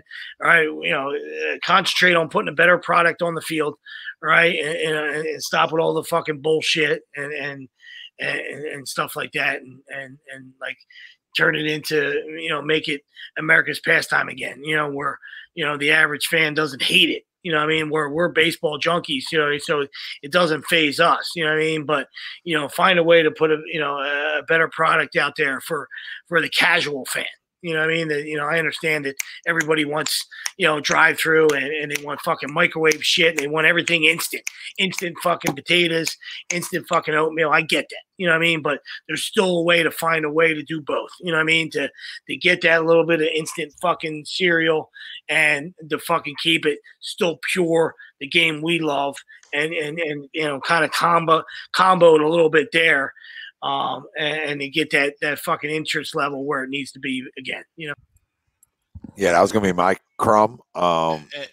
Real quick, I know we could probably spend a full freaking show talking about it, but real quick, what would you do to make it better? Because I hear like the both sides are like, oh yeah, we would have come to a deal that makes the game better. The game right now is trash. To your point, right? So like outside of like the DH. What in your mind? What do you want to see? Listen, I hate to take away this, the strategy part. You know what I mean? But people are tired of shifts. You know what I mean? And I get it. And you say to yourself, all right, well, you're telling me. Well, it's just like in the NBA. There's an illegal defense. If there's illegal defense, you get teed up. You know what I mean? So there's ways to do it. So it's not just about, well, now you're taking away fucking strategy. You know what I mean? So we always, to our point, we always say, yeah, as a player, you got to be better. You know what I mean? The guy's shifting, you figure out how to hit the ball the other way. You know what I mean? Figure out how the way to beat the shift. You know what I mean? That's easier said than done. You know what I mean? But we're all tired of it. You know what I mean? Like we're all tired of it. Like you can't be everywhere. You know what I mean? And me and Trobe have this talk all the time. Like, hey, I want this guy on the line right there. Okay, so then when that guy's on the line and then he hits one in right center, you also flip out. Like we don't have we don't have enough guys. You know what I mean? Like you can't be everywhere. You know what I mean? So so that's just one strategical thing. You know what I mean? But absolutely, I love the DH. You know what I mean? Like I'm a big fan of the double switch and the strategy part there. But when the game's not played the right way, then having the fucking pitcher hit is stupid anyway. Right? So if you're not going to bunt and you're not going to hit and run and you're not going to play the game the way we feel that it should be played, and I'm not saying that we have all the answers, right? But if you're just going to be a missionary guy that looks for a walk, a bloop, and a 3-run homer, then we can't help you. You know what I mean? Then that's when it becomes boring. You know what I mean? But if you're a guy that's, the stolen base is a lost art. You know what I mean? And I understand that comes down to an individual thing. That's not something MLB can do.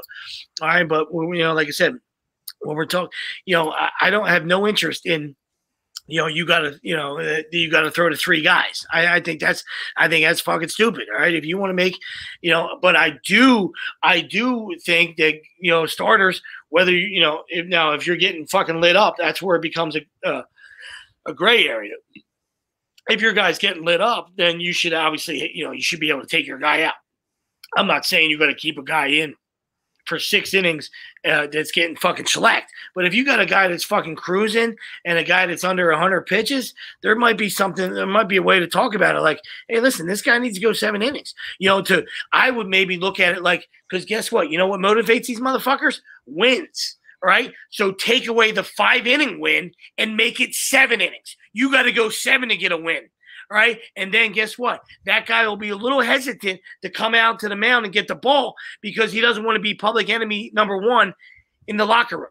right? The reason why they let guys go 5, like you don't see guys unless they get shellacked. You don't see guys come get the ball, before the 5th because they want to allow the guy to get the W. All right, especially in a lopsided win. Now make that 7. Now you might get guys that are saying, "Hey, listen, they're not as hesitant. They're not as quick to go to the pen." Or make it six, right? There's or meet in the middle. Yeah, meet in the middle. Yeah, Tommy. Meet in the middle then, Sweeps, right? Make it 6 at least. Make it 6 at least. At least it gets the game a little quicker. Right? Make it I understand there's electric arms in the pen, and I get there, you know what I mean? But there shouldn't be a hurry. Like when we were younger, like you wanted to get to the pen, you know what I mean? So there should be more of an emphasis on starting pitching and having that horse and that guy that's going to go deep in a game, all right? And that guy should be paid handsomely, all right? A guy that gives you 200 plus innings should be paid handsomely, right? Even if he's 3-12. And you say that sounds like an asinine statement, Sweeps, right? Well, if you're talking about a collective bargaining, then that should be the players union should be going to bat for that. A guy that's going, you say, oh, he might be on a terrible team. I don't care. He's taking the fucking ball every 5th day, and he's fucking giving us innings. Yep. Right. And whether they're productive or not, I understand that. But 200 plus innings, there's something to be said for that. All right. And but to answer your question, Greg, I don't know if there's just one answer, you know what I mean? But, or if there's one thing, you know what I mean? Like, I surely don't like the gadgets, you know what I mean? Like, we all don't like seeing one of our favorite teams have a position guy throwing the 17th inning. I get that, you know what I mean? But that's the way the game was played, for 200 years. Like, I don't need a guy international tiebreaker. I don't need a guy on second base. You know what I mean? Like they don't even know how to give that guy the loss because it's not even his run. Just an imaginary runner. Just an imaginary runner. They don't even know how to give that guy fucking. That's the crazy thing. So they give you a fucking juicy L, but you don't even get it. Doesn't count against your ERA. Like, to me, that's fucking made up shit. That's some fucking bullshit right there. Yeah. Come on.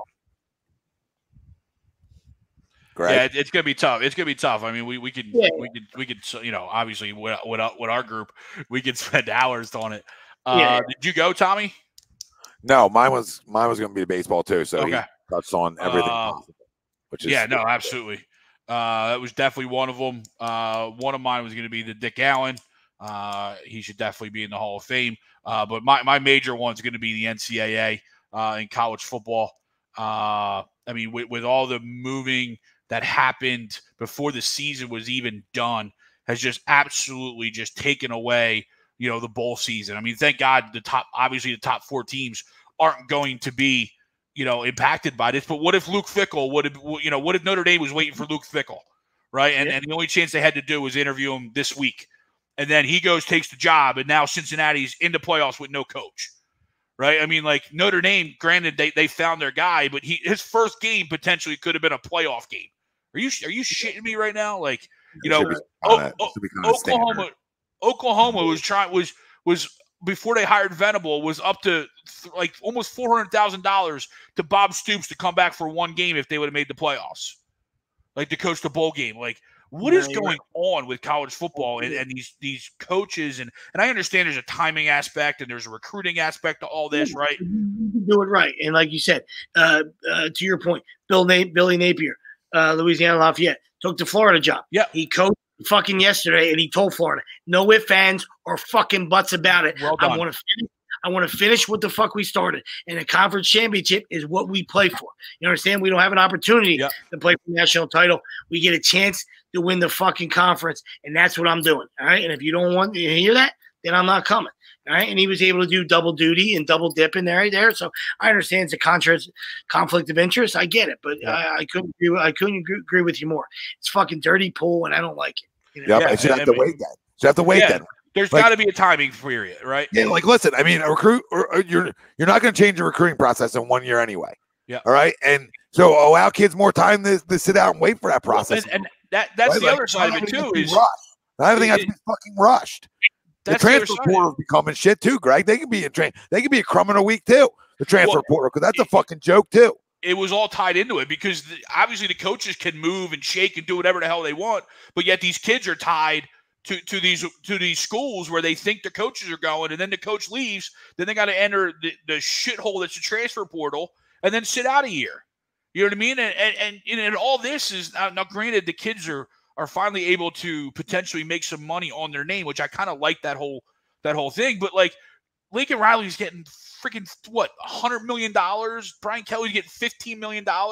Private jets, houses being bought, mansions being bought, but there's no money for the kids. You know what I mean? Like the way I like what they're doing it, but they've turned this into, we're still an amateur sport while being a professional sport. Exactly. And it's just dirty, like you said, it's dirty pool. There's a lot of sneaks and it's a lot of dirtiness. You know what I mean? Like we're reporting incentives.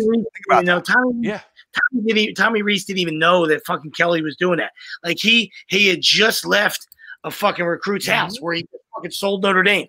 You know what I mean? And he fucking sees it like in breaking news. Yeah. Like, you know, that's fucked up. You know what I mean? That's fucked up. And then you want the guy to come. Then you want him to come to you. Fuck you. Yeah. I mean, and then the kid who sat out, Ewers, I think his last name is Ewers, the Ohio State commit. He sat out his senior year so he could commit early. He's already in the transfer portal because obviously CJ Stroud's a pimp. Yeah. But he's already in the portal. And I mean, Ohio State's the most, lockdown job right now of all time. He also made $1 million to Don's point. Yeah, so. No, he did. But Ryan Day's going to be allowed to buy a coach a house. Sorry, like, and that be like public too. Like it's not even they're not even trying to listen. They're not even trying to blindside you. They're just coming up and punching you square in the face, right? So they're not even trying to blindside you anymore with the corruption. We're buying a coach a house. Like that's public. Notre Dame was building Brian Kelly a house just off of campus. That's building him like a humongous mansion just on the other side of campus, just so he could be close. It's fucking unbelievable. Yeah, that's what I'm saying. Like that whole Lincoln Riley thing. I think when you guys posted it the other day, like somebody said like, how is this even legal? Like it doesn't feel like, I don't know if it was the tweet or one of you guys said that, which was and had me cracking up. Like, how is this even legal? It feels filthy. It feels like fucking prostitution. It feels. You know what I mean? Like, hey, listen, go get a good prostitute. God bless you. The oldest profession in the fucking in the United States, but it's just fucking dirty, man. It's fucking dirty. It just feels. And he's already got like 3 or 4 kids from Oklahoma, like commits. From Oklahoma already switched over. It's like I get that's part of the job, but now you're doing that like so. It's so dirty. There's shithole. It's dirty to the fans, the kids, a lot of people who are tying their cart to your horse in different ways. And it's the whole problem with not having 12 teams or 8 teams. Like we talked about before. Because anybody outside the top 4, they don't even give a shit right now. They're not moving and shaking. Brian Kelly isn't leading from Notre Dame. There's no reason for him to because he's playing for a chance every year, right? These guys aren't leaving places. Nobody's leaving nowhere, right? Because they're like, oh, why would I leave? So now you're getting more consistency, right? You're getting like, okay, if you're a top 20 team in the nation, you have a chance every year to get yourself in the top 12. Always been my argument. You know what I mean? Whether it's doable or not, find a way to make it done. Every other level does it. Exactly. Find a way to make it doable because that's how you create parity. Because as a kid, you want an opportunity to win a national title. And there's only 3 schools, right now, currently in Division I football that could do that. Right? I don't care. The 4th team is usually somebody who sneaks in. They can't win. All right. So it's the 3 fucking blue bloods. It's either Alabama, somebody else from the SEC or Ohio State. And Clemson, I'm sorry. Clemson had a down year. So you're looking at Clemson, Ohio State, Bama, or somebody from the SEC that finds a way. Yeah. Right? That's fun. That seems really fair. No shit, they're all going to go to those fucking places. Yeah, exactly. All right, but now you put it up to 16. All right, now you get a little more depth there. You know what I mean? Like, yeah. It's easy to do. They just don't want to do it because they're going to have to split money, right? Because what you do is you do that first whole round at the home school. You give them one more home game in town. You know what I mean? You get your home field advantage. But again, NCAA's got to split that money, right? It's not a bowl game where the NCAA gets the pocket, right? And then the next round, as you get to 8, then you go to the bowl games. I think that's the way to do it. But yeah. Yeah, I agree. We talked about that before. Yeah, one more. Yeah, one more on the way out, real quick. Just Matt, whether Joe Brady asked, we talked about it back in the green room, whether Joe Brady was thinking about a college job or not. You know, what I mean, really nothing open. Yeah, exactly. But there's a couple weeks left, and you decided to make a stand against your offensive coordinator, who's had Cam Newton and fucking Sam Darnold and Teddy Bridgewater, Teddy Bridgewater and PJ Walker. That's the hill you wanted to stand on. You know what I mean? And Christian McCaffrey is hurt every fucking week. So the last 2 years he's been hurt the whole time. All right, so that's the stand you want to make. And thanks for the year and a half. You know what I mean? But fuck yourself on the way out. Don't take any responsibility as being the head guy. You know, I got more respect for you, Matt. If you said, you know what, I'm gonna take Joe, I'm gonna take myself, and we're gonna slide into the Homer Simpson bush, and we're just both gonna fucking leave fucking Carolina. No. It's always got to be. You always try to cut an assistant head off, all right, to please the fucking powers to be. Like, oh, that'll be the first move. That's it. Yeah, it's the fucking hitting coach's fault. Shut the fuck up, right? You're the head guy. Whatever sport you're in, you're the head guy, and it's your philosophy and your fucking way. You're running your fucking culture, and you're running your fucking team. All right. So fall on the fucking sword. Fall on the sword first, and I'll have 1,000 fucking times more respect for you than being the fucking pussy that cuts that guy's heads off. And even if that fucking department is absolutely atrocious. Right? Absolutely. Sorry. Or at least let them have the year. Yeah. Let them finish. What's 4 games left? Let them finish. Suspend yourself and let him finish. Hey, I'm going to sit out for 4 weeks. I'll coach the Panthers next year, but I'm going to sit out 4 weeks. All right, I'll gladly fucking suspend myself without pay, and I'll see you guys. I'll see you guys in minicamp. Right? I mean, I love to see it. You'll never see it, but I love to see it. 3-11. Good work, boys. Family, we appreciate you guys all chiming in. I'm a voice loss right now. We're getting there. No Brian Wilson tonight, but for Greg Mlogovic, Nick Delgazzo, I'm Tom Arnone. For our doc, Make Them Yours, we're brought to you every Sunday, Brian. Dr. Paul Vidal, Specialized Physical Therapy, LLC, Burlington, Cherry Hill locations. Find on the web, specializedphysicaltherapy.com. 5 in a row. Let's go. Mustache. Yeah, we did a long show. Good night, everybody. Dolphins are hot. Sweep's got to rub it in. That pick's aging well for us. We have the top 3. Wait, it feels like yesterday. That was the top 3. It was number 1. It was number 1 like 3 weeks ago. Amazing. Yeah. 1-7. You were 1-7. Jalen Waddle's Jerry Rice now. It's unbelievable. Listen, you guys are the best, though. All the comments. Thank you. We can't thank you enough. We appreciate you. Hit the like, hit the subscribe. We out of here.